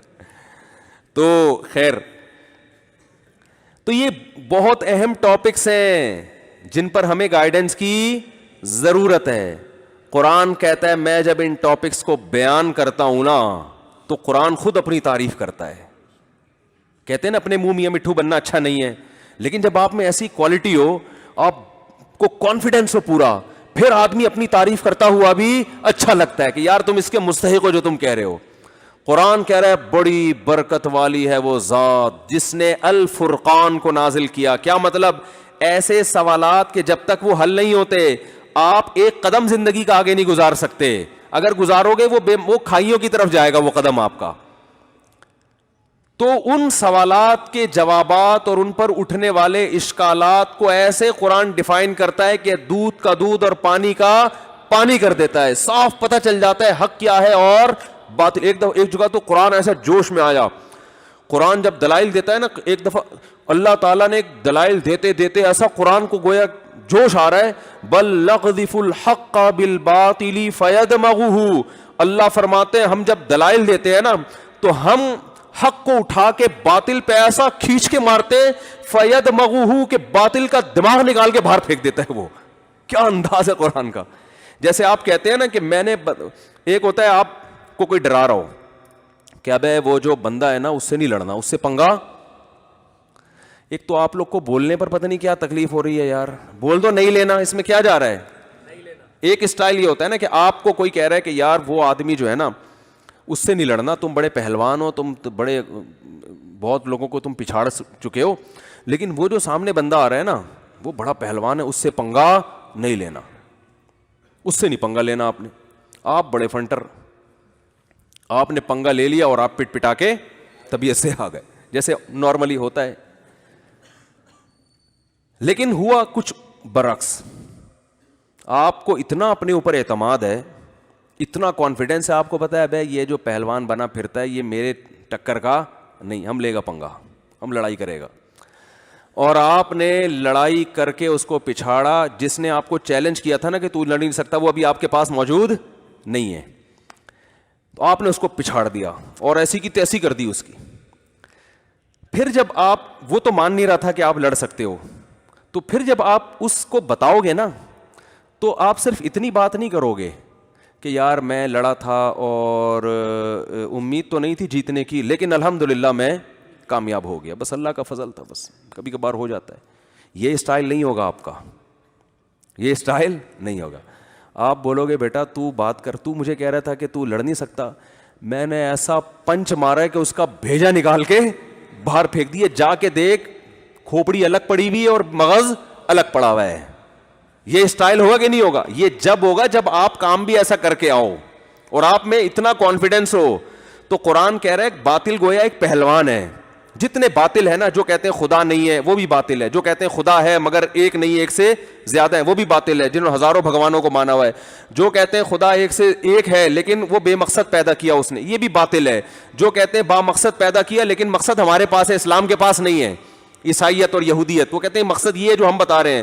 تو قرآن کہہ رہا ہے ان تمام باطلوں کو اکھاڑے میں لا کے قرآن ان کی کھوپڑی پر ایسے پنچ لگاتا ہے کہ یہ مرتے نہیں ہیں. موت تو ہلکی چیز ہے بھائی, کیونکہ مر جاتا ہے نا کوئی بندہ تو جا کے چیک کرنا پڑتا ہے مرا بھی ہے کہ نہیں مرا. تو باطل کو اللہ اس طرح ڈیفائن نہیں کرتا کہ ڈیفائن کرنے کے بعد آپ چیک کریں واقعی باطل کا ستیہ ناش ہوا ہے کہ نہیں ہوا, ایسا نہیں ہے. یہ تو پھر تمہیں چیک کرنا پڑے گا, پتہ نہیں یہ باطل کا بطلان ہوا بھی ہے کہ نہیں ہوا. اللہ فرماتا ہے ایسا پنچ لگتا ہے ان کی کھوپڑی پر کہ ان کا مغز اڑ جاتا ہے. کھوپڑی سے جس کا مغز نکل کے گرے نا اسے دیکھتے ہی کہہ دیتا آدمی یہ مر گیا بھائی, اس کے زندہ ہونے کا کوئی چانس. کیونکہ جب مرتا ہے نا تو ڈاکٹر کو بلایا جاتا ہے, نبض چیک کی جاتی ہے, بھائی سکتے میں نہ آیا ہو. ایک آدمی کی ساس کا انتقال ہوا, وہ انتقال نہیں سکتے میں آئی تھی, وہ ایک جھٹکا آیا اٹھ کے بیٹھ گئی. وہ کتنے کیس ہوئے کھمبے بچانے کی, بھائی میں نے بتایا نا, بیگم کو لے کے جا رہے ہیں وہ کھمبے سے ٹکرائی وہ اٹھ کے بیٹھ گئی. جنازہ میت لے کے جا رہے ہیں بیگم کی, کھمبے سے ٹکرائی اٹھ کے بیٹھ گئی. وہ سکتا ہوا تھا اس کو. اگلی دفعہ جب مری ہے تو لے کے جا رہے ہیں لوگ کلمہ پڑھ رہے, کہہ رہے بھائی کھمبا بچا کے, بھائی ٹھیک ہے نا, لوگ کیا کہہ رہے ہیں کھمبا بچا. لیکن اگر اس کی بیگم اللہ نہ کرے اس کا بھیجا نکل کے گر جاتا, پھر یہ کہنے کی ضرورت, پھر کہتا کھمبے سے ٹکراؤ یا نہیں ٹکراؤ, یہ سکتے میں نہیں ہے بھائی, یہ تو پورا مغز باہر آ گیا ہے. نہیں آ رہی میرا خیال ہے بات. تو قرآن کہہ رہے ہیں ہم جب باطل پہ رد کرتے ہیں اور دلائل کی انبار لگاتے ہیں, فَيَدْمَغُهُ, اس کے دماغ پہ ایسا پنچ لگاتے ہیں نا, یہ عربی کی بلاغت ہے کہ اس کا سر سے بھیجا نکال کے باہر پھینک, بشرطے کہ قرآن کوئی سمجھ کے پڑھے تو صحیح. کوئی تعصب کی عینک اتار کے جب قرآن پڑھے گا اور سمجھے گا تو اللہ فرماتے ہیں ایسا کانسیپٹ کلیئر ہوگا نا, دودھ کا دودھ اور پانی کا پانی کر کے رکھ دیں گے. فَيَدْمَغُهُ فَإِذَا هُوَ زَاهِقٌ, اور باطل پتلی گلی سے بھاگتا ہے, زاہق کا مطلب غائب ہو جاتا ہے, چھوڑتے پنپنے نہیں دیتے ہم اس کو دلائل کی دنیا میں. تو قرآن نے ایسے کانسیپٹ کلیئر کر دیے ہمارے لیے, پرچہ بتا دیا بھائی, کوئی اور پرچہ رکھا ہی نہیں ہے. تو خیر بات کہاں سے شروع ہوئی تھی, تو میں یہ عرض کر رہا تھا ہاں پھر جب اسلام ہی کے پاس ہے پرچہ تو پھر جو اسلام کہہ رہا ہے اس کو فالو کرنا پڑے گا. اسلام کہہ رہا ہے معذرت کے ساتھ داڑھی رکھ لو, تو بڑھا لو یار, کیا ٹینشن ہو رہی ہے بار بار, کیا ہو جائے گا داڑھی اگر آپ رکھ لیں گے, تھوڑے سے ہینڈسم نظر آ رہے ہیں بغیر داڑھی کے, یہی ہو رہا ہے نا, 10-20 لڑکیاں پھنس جائیں گی, یہی ہوتا ہے لڑکوں کا کہ یار وہ لڑکیاں دیکھیں ملا سے لگ رہا ہے. او بھائی زندگی مسافر خانہ ہے یار, کیا کرنا ہے. جب نبی نے حکم دے دیا عفو اللحیٰ, داڑھی بڑھاؤ, اللہ نے موسیٰ علیہ السلام کو کچھ چیزیں تورات میں محفوظ ہیں, اب بھی داڑھی بھی محفوظ ہے, تبھی یہودی بڑی بڑی داڑیاں رکھتے ہیں, یہودیوں سے عبرت حاصل کر لو. اور ابھی بھی تو میں نے خود پڑھا ہے تورات میں کہ اللہ نے موسیٰ علیہ السلام کو کوہ طور پہ بلا کے کہا کہ اپنی قوم کو حکم دیں کہ داڑھی نہ کاٹیں, اور کیا ہوتا ہے یہودیت عیسائیت سے زیادہ محفوظ ہے. یہودی مذہب اگرچہ پرانا ہے لیکن اس میں حفاظت عیسائیوں سے, اس مذہب کی حفاظت یہودیوں کے پاس پھر بھی چند سوالات ہیں, عیسائیوں کے پاس وہ بھی نہیں ہیں, 2-4 چیزیں رہ گئی ہیں بس. تو اس لیے اچھا یہ بھی ایک عیسائیوں میں پازیٹو چیز ہے کہ اسلام کے سب سے زیادہ قریب ترین مذہب عیسائی ہے, اور دنیا میں رپورٹ یہ ہے کہ دنیا میں اسلام قبول کرنے والے جو ہے نا سب سے زیادہ عیسائی ہوتے ہیں جو اسلام قبول کرتے ہیں. تو اور ان کے لیے اللہ نے احکام بھی نرم رکھے ہیں یہود و نصارہ کے لیے. عام مشرکوں سے جیسا معاملہ نہیں کیا. ان کا آپ ذبح کیا ہوا جانور کھا سکتے ہو, عیسائیوں کا یہودی کا. ان کی عورت سے آپ نکاح کر سکتے ہو, ہندو سے سکھ سے نہیں کر سکتے, ان کا ذبح کیا ہوا نہیں کھا سکتے. تو یہ اللہ نے تھوڑا سا ان کو پروٹوکول بھی دیا ہے کہ یہ کم از کم اللہ کو کی توحید کے زبان سے قائل ہیں اور پیغمبروں پر, بہت سے پیغمبروں پر ایمان رکھتے ہیں. بہت سے تو پیغمبروں کے سلسلے کے ہی قائل نہیں ہے نا. تو اس لیے اسلام نے ان کی مخالفت اتنی شدید نہیں کی ہے جتنی دوسروں کی ہے, بلکہ ان کو اہل کتاب کا لقب دیا ہے قرآن نے. عام مشرکوں کو تو مشرک کا لفظ لقب دیا ہے, لیکن ان کو کیا لقب دیا ہے؟ اہل کتاب. یعنی تھوڑا سا پروٹوکول دیا ہے. جب آپ کسی کو عزت دے کے بات کرتے ہیں تو یہ پروٹوکول ہی ہے نا. قرآن عام مشرکوں کو کہتا ہے, یا وہ کیا ہے جگہ جگہ ان المشرکین, مشرکین کا لفظ استعمال کرتا ہے قرآن. انما المشرکون کہیں ہے, کہیں ان المشرکین ہے. لیکن جب اہل کتاب کی بات آتی ہے تو قرآن ان کو مشرک مان کے بھی مشرک کا لفظ ان کے لیے استعمال نہیں کرتا. یا اہل الکتاب تعالوا الی کلمۃ سواء بیننا وبینکم, اے اہل کتاب آؤ ایسی بات کی طرف جو ہمارے تمہارے درمیان متفق ہے. یہ اسلام تمہارا ہی مذہب ہے, یہ عیسائیت سے الگ نہیں ہے. یہ حضرت عیسیٰ کی حقیقی تعلیمات ہیں. حضرت عیسیٰ کا جو اصل جو بنیادی عقائد ہے وہ اسلام بتا رہا ہے. وہ تم نے چینج کر دی ہے ان کی چیزوں کو. تو حضرت عیسیٰ کے اصل حقدار وہ مسلمان ہیں, وہ تم نہیں ہو. تم نے تو ان کی تعلیمات دیکھو. داڑیاں مسلمان رکھتے ہیں, حضرت عیسیٰ نے رکھی تھی کہ نہیں رکھی تھی؟ آج پادریوں کے داڑیاں نہیں ہوتی, مسلمان علماء کے داڑھی ہوتی ہے. تو حضرت عیسیٰ کی تعلیمات کو یہود عیسائی فالو کر رہے ہیں, مسلم. ایک انگریز نے ایک عالم کا مذاق اڑایا, کیا اتنی بڑی داڑھی رکھی ہوئی ہے؟ تو ان عالم نے فوراً کہا یہ میں نے وہ صورت بنائی ہوئی ہے جو تمہارے پیغمبر عیسیٰ علیہ السلام کی تھی. تو حضرت عیسیٰ کی تعلیمات کو تو مسلمان فالو کر رہے ہیں. خیر, تو قرآن نے ایسے کانسیپٹ کلیئر کر کے دودھ کا دودھ پانی کا پانی کر دیا. تو اب اللہ نے جب پرچہ دے دیا ہے ہمیں, اس میں بتایا کہ زنا نہیں کرنا, نکاح کرنا ہے اور جلدی کرنا ہے, والدین کے ساتھ اف بولو بھائی نہیں کرنا, اور یتیم کا مال جو کھاتا ہے ایسے ہے جیسے پیٹ میں آگ کے انگارے ڈال رہا ہے. لوگ سمجھتے ہیں یتیم کا مال کھانے کا مقصد ہے عیدی سینٹر جا کے کوئی یتیم کے چپل چوری کر کے آ جانا. یہ مطلب نہیں ہے. یتیم کا مطلب ہے آپ کے بڑے بھائی کا, ابا کا جب انتقال ہو گیا تو آپ گھر میں بڑے ہیں, تو چھوٹوں کی وراثت, جیسے کہ بڑے بھائی اکثر کاروبار کے نام پہ اور کنسٹرکشن کے نام پہ اور ان چیزوں پہ ٹوپی کرا دیتے ہیں ان کو. اور ماشاءاللہ آپ کو پتہ ہے کہ اگر کسی شخص کا انتقال ہو اور اس کی بیوی کو 1 دن کا حمل ہے, تو اس حمل کا وہی حصہ ہے جو 40 سالہ بیٹے کا حصہ ہے. نہیں آ رہی میرے خیال بات سمجھ, بہت مشکل ہے. ایک آدمی کا انتقال ہو گیا, اس کا ایک بیٹا 40 سال کا ہے, دوسرا 15 سال کا ہے, میں ایک مثال دے رہا ہوں, تیسرا ابھی حمل ٹھہرا تھا, اس کی بیوی کو پریگننسی تھی 1 دن کی, اور کسی ایکسیڈنٹ میں اس کا انتقال ہو گیا. 1 دن کی پریگننسی ہے, عورت کو وہ پریگننسی گرانے کی اجازت بولتے کیوں نہیں ہے, وہ نہیں گرا سکتی. اب کیا ہوگا, جب وراثت تقسیم ہوگی تو اسے بیٹا فرض کر کے اس کی وراثت نکال کے الگ کی جائے گی, حالانکہ وہ 1 دن کا ہے, ابھی وہ انسان بنا بھی نہیں ہے. بیٹا فرض کیا جائے گا کیونکہ ہمیں پتہ نہیں بیٹا ہے کہ بیٹی. پھر پیدائش کے بعد پتہ چلا کہ بیٹی ہے تو اس کو آدھا کر کے باقی سب میں تقسیم, اور اگر بیٹا ہے تو پورا حصہ اس کا محفوظ تھا, اور اگر ٹوئنز ہوئے تو جن کو دیا ہے ان سے واپس لیا جائے گا. ٹھیک ہے نا, کہ یہ 2 کے برابر ہے. بہت مشکل ہے. تو اسلام یہ کہہ رہا ہے کہ جو 1 دن کا حمل ہے اس کی وراثت نہیں کھا سکتے, اور آپ 8-8 10-10 12-12 سال کے بچوں کی وراثت کھا رہے ہو, آپ بہنوں کی وراثت کھا رہے ہو. یہ اسلام کے اصل آرڈرز ہیں, ان کو فالو کرنا پڑے گا. نظر کی حفاظت ہے, زنا سے بچنا ہے, اور ماں باپ کو نہیں اف کر سکتے اگر کبھی ہو گیا ہے تو. ماں باپ جیسا اللہ نے کسی کا حق, نہ کسی پیر و مرشد کا حق والدین جیسا ہے, نہ کسی استاذ کا حق. اسکولوں میں بعض دفعہ لوگ یہ بتا دیتے ہیں کہ استاذ کا درجہ ماں باپ سے بھی بڑا ہے, اور دلیل یہ دی جاتی ہے استاذ آپ کے علم میں اضافے کا ذریعہ بنتا ہے, ماں باپ تو ایک جسمانی زندگی کا ذریعہ. یہ ٹوپی ڈرامے ہیں. یہ دلائل کو قرآن بولو نا بھائی نہیں مانتا. ایک صاحب مجھے کہنے لگے پیر و مرشد کا مقام بہت بڑا ہے, کیونکہ ان کی وجہ سے تو ہمیں نیک عمل ملے, اور ان کی وجہ سے ہمیں گناہوں سے بچ کے ہم جہنم سے بچ رہے ہیں, اور ماں باپ کی وجہ سے صرف باڈی ملی ہے.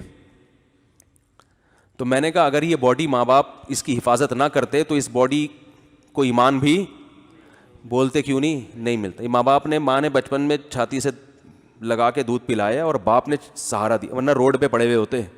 پھر پیر صاحب سے کہتے اس مرید کو اٹھا کے لے کے نیک بناؤ. ٹھیک ہے نا. دوسری بات یہ کہ اسلام 3 بنیادوں پہ ماں باپ کو ترجیح. ایک, آپ ان کی باڈی کا حصہ ہو, آپ ان کا جسم ہو. تو اسلام میں ریلیشن کی بڑی ویلیو ہے, خونی رشتے. اور کوئی رشتہ نہ ہو بھائی, آپ تو انہی کے خون گوشت سے اللہ نے بنایا, یہ ایک ریلیشن ہے. دوسرا ریلیشن کیا ہے, ان کی وجہ سے آپ کو حیات ملی, زندگی ملی. تیسرا, ان کی جو احسانات اور ان کی جو محبت ہے نا, وہ شیخ تصور بھی نہیں کر سکتا. میں لوگوں سے اکثر کہتا ہوں کہ یار, بلکہ بڑا بھائی بھی, وہ بھی زیادہ آگے ہوتا ہے. میں لوگوں سے ایک بات کہتا ہوں, جو اپنے پیر و مرشد کو والدین پر یا ان خونی رشتوں پر ترجیح دیتے ہیں, دیکھو ادب احترام تو پیر و مرشد کا کریں آپ, وہ تو ٹھیک ہے, محبت بھی کریں, اس نے آپ کو دین سکھائے. لیکن قرآن بار بار کہہ رہا ہے اولو الارحام جو ہے نا, قریبی رشتے, ان کا حق. بولو بھائی, آپ کے بھائی کو پیسوں کی ضرورت ہے, پیر صاحب کو بھی, تو اسلام کیا کہتا ہے, کس کو دو گے؟ بھائی کا حق پہلے, ابا تو اور ہی پہلے ہے. وجہ کیا ہے بھائی, یہ ریلیشن اتنے قریب ہیں. میں نے ایک صاحب کہنے لگے نہیں پیر صاحب پہلے. میں نے کہا اچھا مجھے بتاؤ, روڈ پہ جب ایکسیڈنٹ ہوتا ہے, اللہ نہ کرے آپ کی ٹانگ ٹوٹی پڑی ہے, تو لوگ آپ کے پیر صاحب کو فون کرتے ہیں بھائی صاحب کو, اس کو اٹھا کے لے جاؤ. کہنا یار بھائی صاحب کو. میں نے کہا ان کو پتا ہے پیر صاحب کو فون کرو گے, پیر صاحب کہا اس کو بھائی کو بتانا, مجھے کیوں بتا رہا ہے؟ کیا خیال ہے؟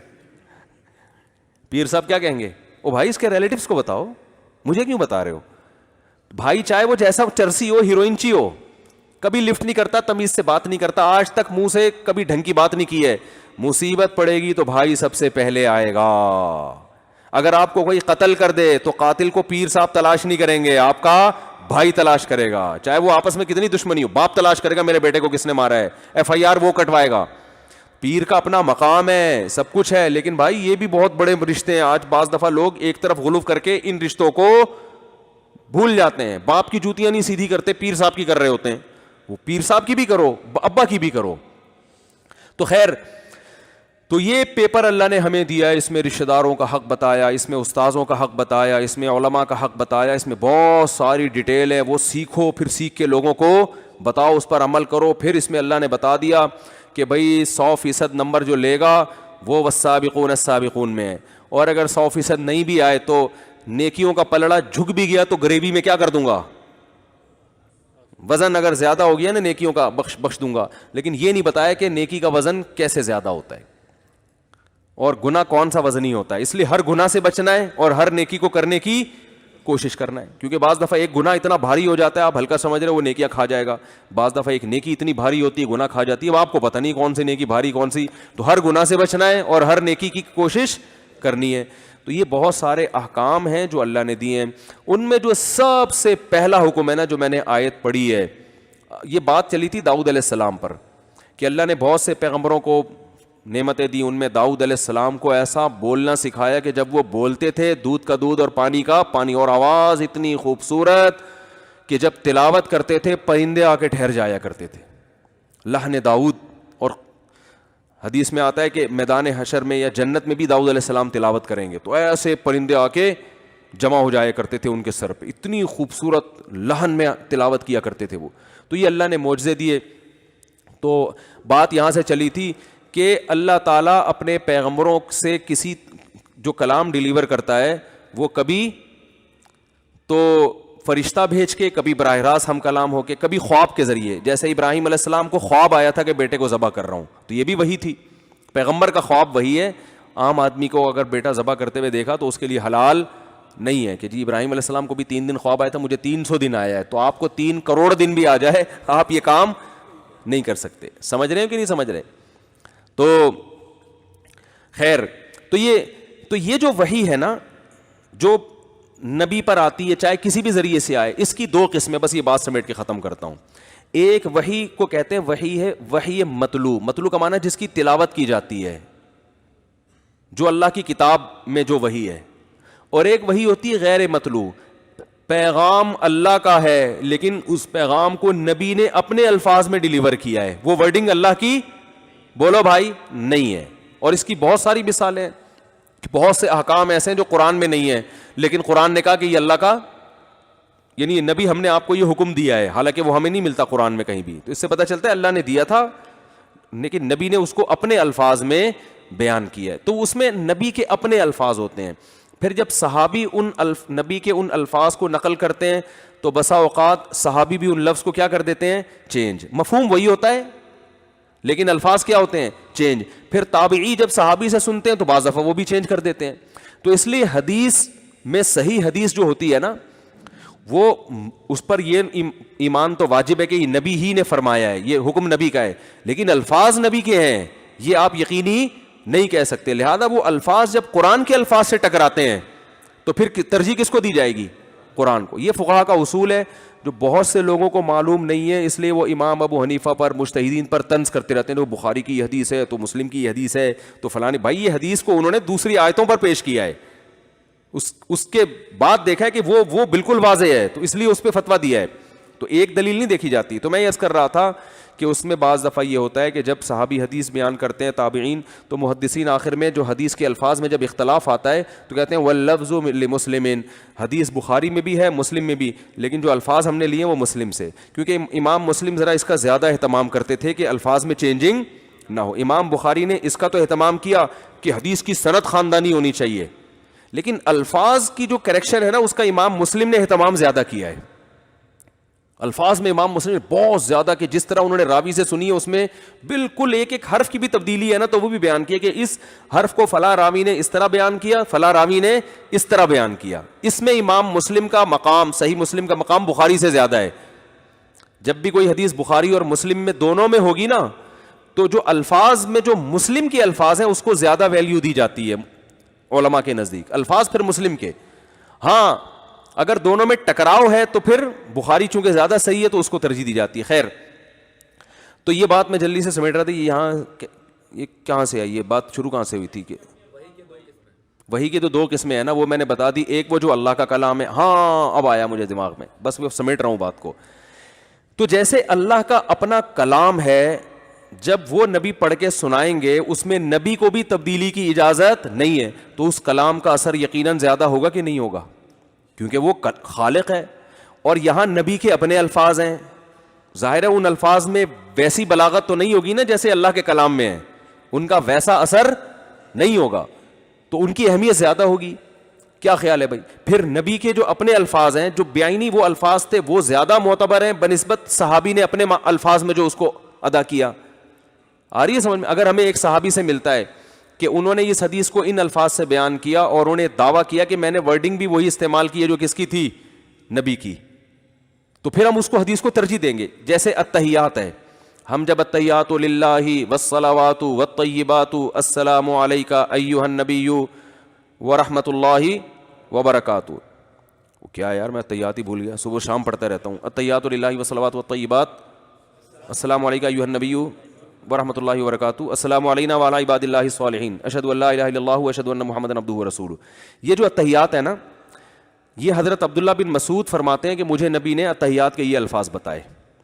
عبداللہ بن عباس بتاتے ہیں کہ مجھے نبی نے التحیات کے یہ الفاظ بتائے. ٹھیک ہے نا؟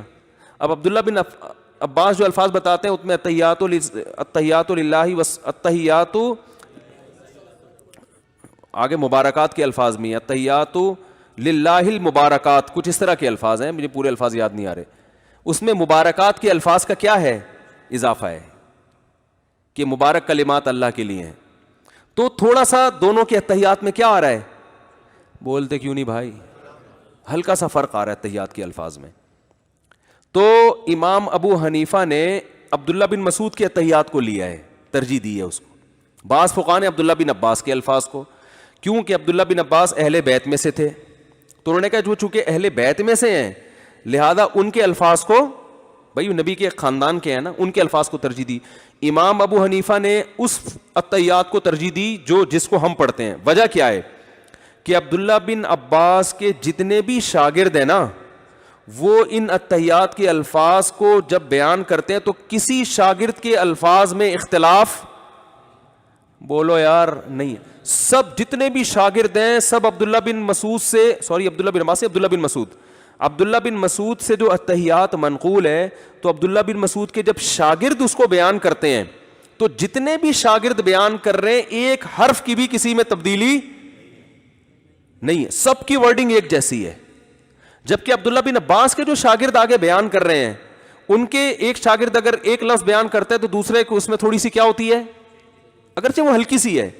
تو اس سے پتہ چلتا ہے کہ عبداللہ بن مسعود کے شاگردوں نے الفاظ کے رٹا لگانے کا اہتمام کیا ہے, عبداللہ بن عباس کے شاگردوں نے وہ اہتمام بولو نہیں کیا. ایک بات. دوسری بات, عبداللہ بن مسعود فرمایا کرتے تھے کہ مجھے نبی صلی اللہ علیہ وسلم نے التحیات ایسے سکھائی ہے جیسے قرآن کی کوئی سورت. جبکہ عبداللہ بن عباس جب التحیات بیان کرتے تو یہ الفاظ بیان نہیں کرتے تھے کہ مجھے ایسے سکھائی جیسے قرآن کی سورت. اس سے پتہ چلتا ہے کہ عبداللہ بن عباس نے عبداللہ بن مسعود نے نبی سے جیسا سنا بالکل اسی طرح بیان کیا, کیونکہ نبی نے ایسے بتایا جیسے قرآن کی سورت, اور قرآن کی سورت میں چینجنگ نہیں ہو سکتی. تو اس سے پتہ چلتا ہے عبداللہ بن مسعود کی جو روایت ہے وہ بالمعنی نہیں ہو سکتی, وہ ورڈنگ بھی وہی ہے. جبکہ عبداللہ بن عباس کی روایت میں یہ احتمال موجود ہے. اور تیسرا, وہ عبداللہ بن مسعود کہتے ہیں مجھے نبی نے ہاتھ پکڑ کے یہ التحیات سکھائی ہے, جبکہ عبداللہ بن عباس کے التحیات میں ہاتھ پکڑنے کا تذکرہ نہیں ہے. اس سے پتہ چلتا ہے کہ یہ بہت اہتمام سے, تو اس میں الفاظ کا بڑا خیال کیا گیا ہے. بات آ رہی ہے سمجھ میں؟ تو محدثین بعض دفعہ اس بیس پہ بھی ترجیح دے دیتے ہیں ایک حدیث کو دوسری حدیث پر.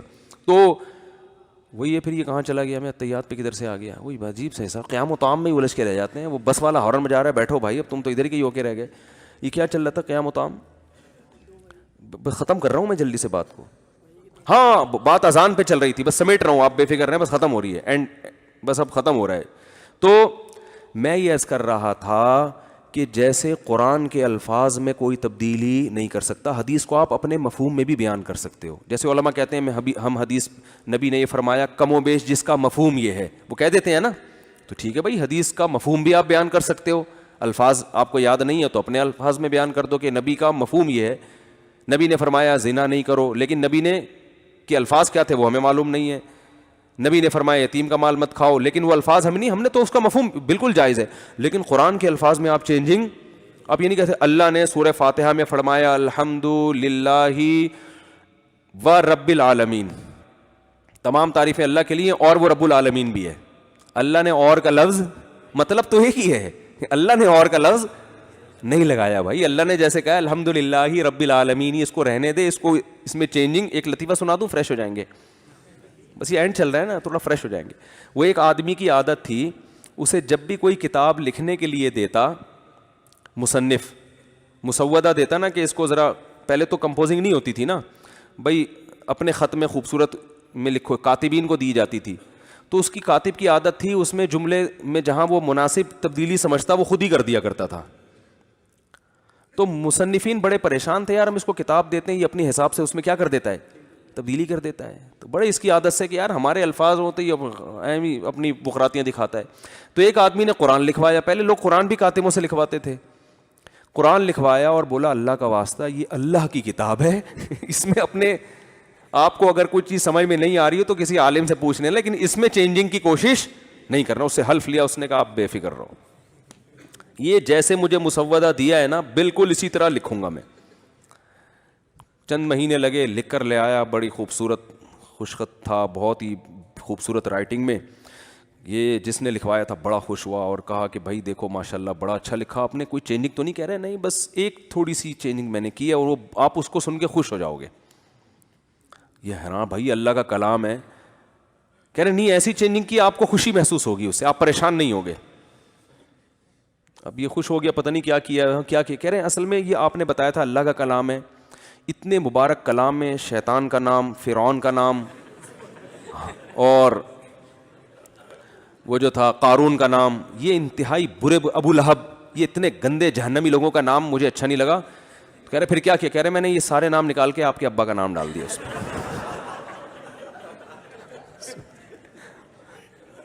جہاں جہاں ایسے برے گندے پلید لوگوں کا نام, ابلیس, جہاں جہاں تھے میں نے آپ کے والد محترم کا نام. تو میں یہ اس لیے سنا رہا ہوں کہ یہ غلط کیا نا, او بھائی جو بھی ہے قرآن کی ورڈنگ چینج نہیں ہو سکتی. تو یاد رکھو یہ پوری تمہید اس پر تھی کہ جیسے قرآن کے الفاظ اللہ کہتے ہیں میں نے جن الفاظ میں اپنا پیغام ڈیلیور کیا ہے عالم کو ان الفاظ میں چینجنگ کی اجازت نہیں ہے. ایسے ہی ایز اٹ از اذان ہے.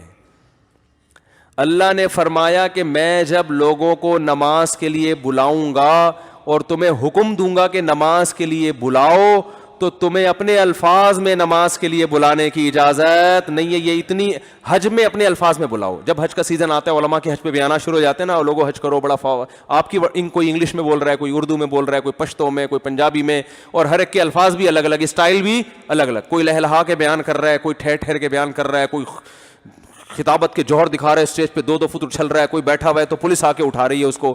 ہر آدمی کا اسٹائل دوسرے سے مختلف. بھائی حج کے لیے بلانے, رمضان کے روزے رکھوانے, اناؤنسمنٹ کے مختلف طریقے ہیں. سعودی عرب میں سعودی حکومت اعلان کرے گی, یہاں مفتی منیب اعلان کریں گے, اعلان کے الفاظ کیا ہوں گے وہ خود لکھ کے لائیں گے, بھائی یہ کل سے روزہ ہے, روزہ رکھ لو, بس اطلاع ہوگی وہ. لیکن جہاں نماز کی باری آئی اللہ نے فرمایا نا نا نا نا نا, اس کے الفاظ بھی کون سکھائے گا؟ میں. کہاں سے شروع ہوگی, کن الفاظ پہ ختم ہوگی, کس ٹائم دی جائے گی, اور دینے کا اسٹائل کیا ہوگا, یہ سارے طریقے میں بتاؤں گا. اس میں اپنی طرف سے ایک حرف بھی اضافہ کرنے کی اجازت نہیں ہے. تو یہ اذان کی فضیلت نہیں ہے, یہ جس اذان جو جس نماز کی طرف دعوت دے رہی ہے اصل میں اس نماز کو پروٹوکول دیا جا رہا ہے کہ یہ بہت اہم عبادت ہے, اس میں میرا اور بندوں کا واسطہ ختم کر دو, درمیان میں کوئی واسطہ نہیں بنے گا, میں خود الفاظ بتاؤں گا, یہ الفاظ. تبھی مؤذن جب اذان دیتا ہے تو مؤذن نہیں دے رہا ہوتا, وہ اللہ دے رہا ہوتا ہے, وہ اللہ بتا رہا ہوتا ہے کہ مؤذن کو تبدیلی کی اجازت نہیں ہے. تو بھائی یہ اصل میں اذان کی فضیلت نہیں ہے, یہ کس کی فضیلت ہے؟ یہ نماز کی فضیلت ہے کہ اتنی اہم عبادت ہے کہ اللہ کہتے ہیں اس کے بعد میرے بندوں پر میری حجت تمام ہو جائے گی. کہ جب وہ اذان سنیں گے نا تو وہ اس کی نسبت مؤذن کی طرف نہیں کریں گے کہ الفلاحیہ کا مؤذن بلا رہا ہے, مسجد حرام کا مؤذن بلا رہا ہے. نا نا نا نا نا نا, بلا رہا ہوتا تو وہ اپنی زبان میں بلاتا, بھائی اس کو تو عربی آتی نہیں ہے, وہ انگلش میں بلاتا, وہ پشتو میں بلاتا. نا نا نا نا نا, اللہ نے کہا ایک ایک لفظ, اور وہ لفظ بھی کیسے خوبصورت ہیں, سلیکٹڈ الفاظ ہیں, کیسے پیارے الفاظ ہیں. اللہ اکبر اللہ اکبر اللہ اکبر اللہ اکبر 4 دفعہ. اب کوئی جوش میں آ کے 5 دفعہ کہہ دے اذان ہو جائے گی؟ نہیں. جوش میں آ کے 2 غائب کر دے ہو جائے گی؟ نہیں ہوگی. کیا زبردست الفاظ ہیں سلیکٹڈ. تو یہ الفاظ پر تو میں بیان کروں گا تو بات لمبی ہو جائے گی, وقت بہت زیادہ ہو گیا ہے. تو اصل میں یہ جو نماز ہے نا اس کی فضیلت کے لیے اذان کافی ہے کہ اس میں اللہ اپنے اور یہ صحابہ کو خواب میں سکھائے ہیں. اب خواب تو حجت نہیں ہوتا, لیکن نبی نے جب اس خواب کی تصدیق کر دی کہ یہ اللہ کی طرف سے ہے تو وہ خواب کیا بن گیا؟ حجت بن گیا. آپ کہہ سکتے ہو تو صحابی کا اپنا خواب تھا, وہ صحابی نے آگے نبی کو بتایا تو نبی نے اس کی تصدیق کی کہ یہ کس کی طرف سے ہے؟ یہ اللہ کی طرف سے.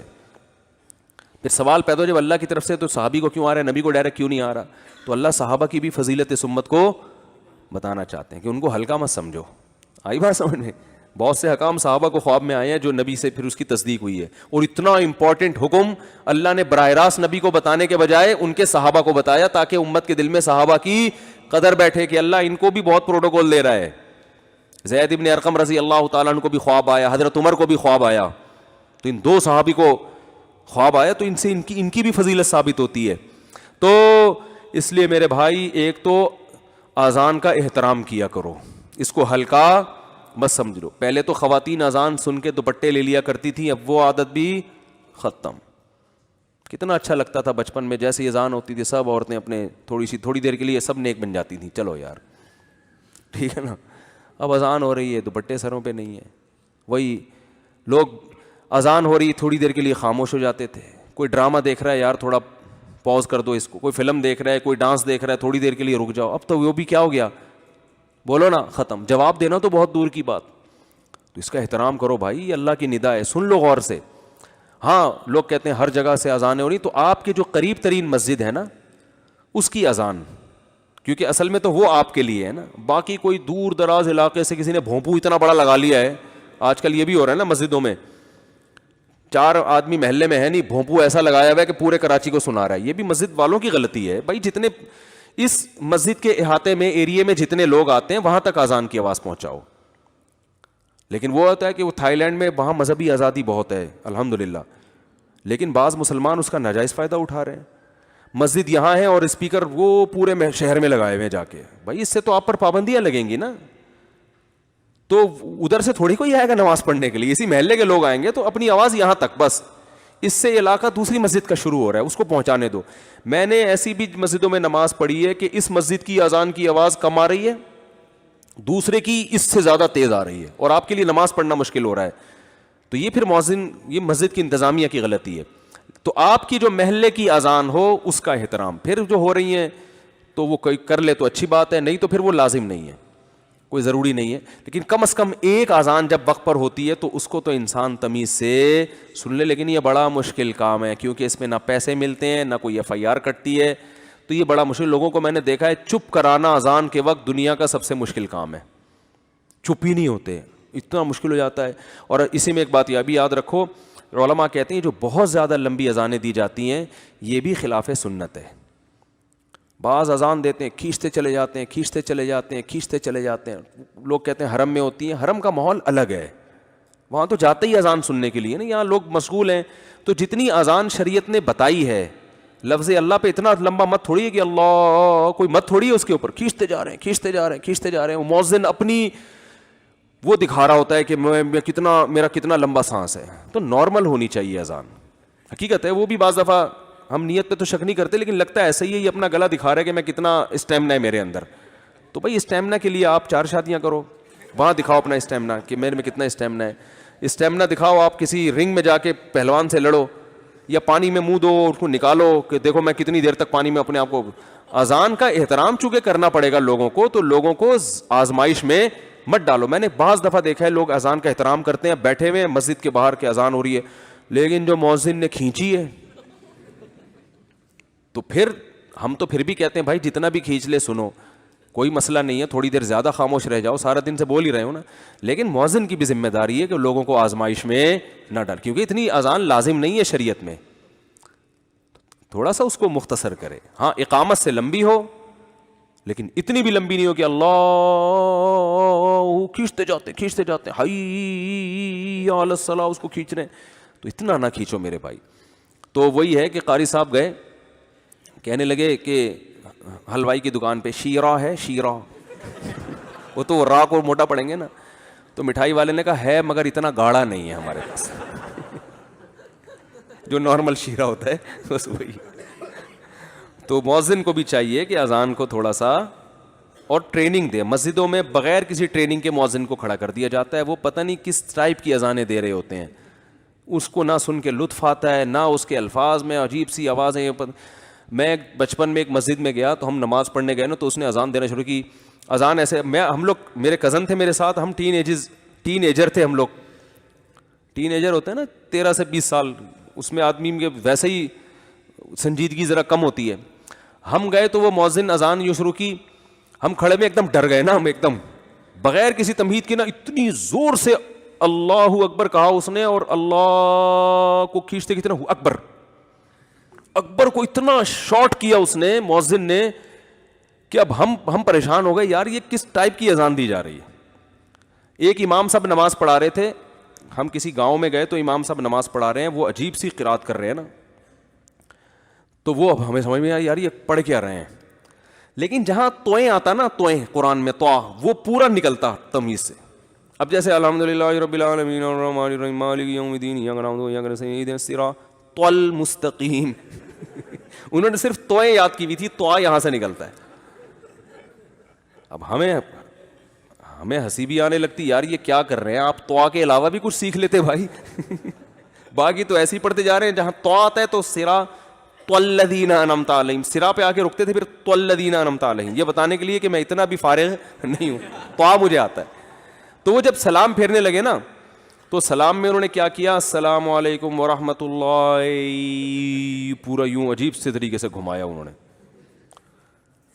تو یہ ایک مسئلہ ہے زیادہ تر گاؤں دیہاتوں میں. او بھائی تم نماز پڑھا رہے ہو, تمہیں اس کا اکثر تنخواہ بھی ملتی ہے, وظیفہ بھی ملتا ہے, تو کسی سے سیکھ لو تھوڑا سا. کیا السلام کیا جا رہا ہے اس میں, السلام علیکم ورحمۃ اللہ, ہو گیا آرام سے, ہو گیا نا.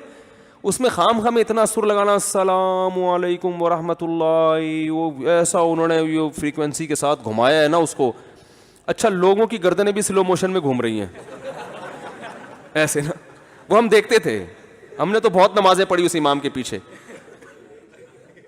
اب میں نے جب نماز پڑھائی نہیں تو میں نے کہا السلام علیکم ورحمۃ اللہ, السلام علیکم ورحمۃ اللہ. لوگوں نے کہا یار اتنے سکون سے گردن گھما لی ہم نے, یہ جب شروع کرتے ہیں تو یوں یوں یوں یوں نا کانپتے ہوئے جا رہے ہوتے ہیں کہ یار امام سے پہل ہو گئی تو کتنا سخت گناہ ملتا ہے, اور امام کا انتظار کیا تو وہ تو بیٹھ جاؤ پھر آرام سے, دوبارہ تحیات پڑھ لو.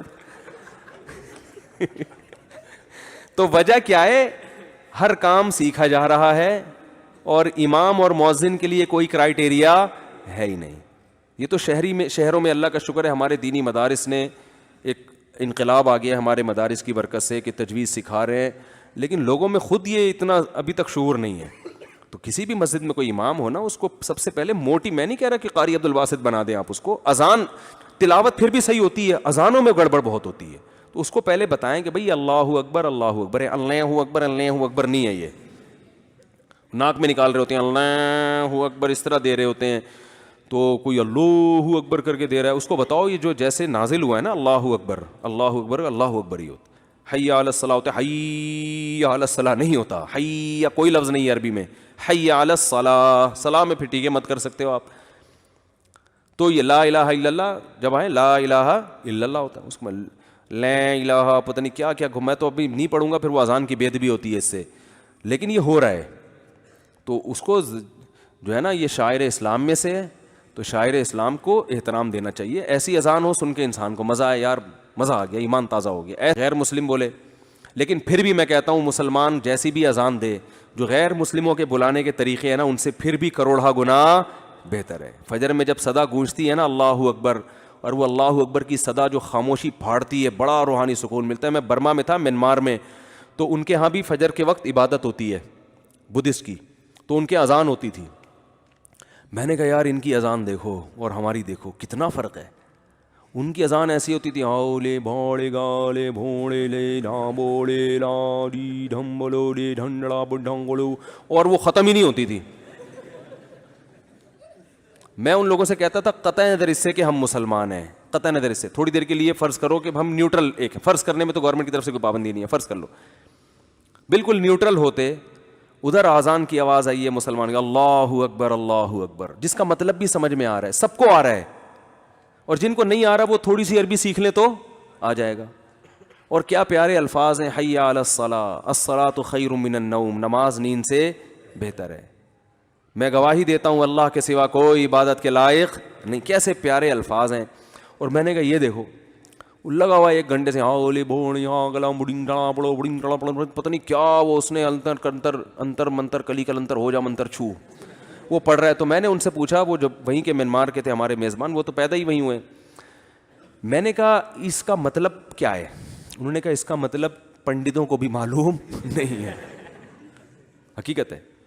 اور میں نے کہا پھر بھی ان کے اس مؤذن کی, جو بھی اس کو مؤذن کہہ لیں آپ, فرض کر لیں, اس کی ہمت تو ہے کہ یہ بھی صبح 5 بجے اٹھ کے ہمارے مؤذن کی طرح اذان دیتا ہے. کہہ رہے ہیں ایسا کچھ نہیں ہے, ٹیپ ریکارڈ رکھا ہوا ہوتا ہے.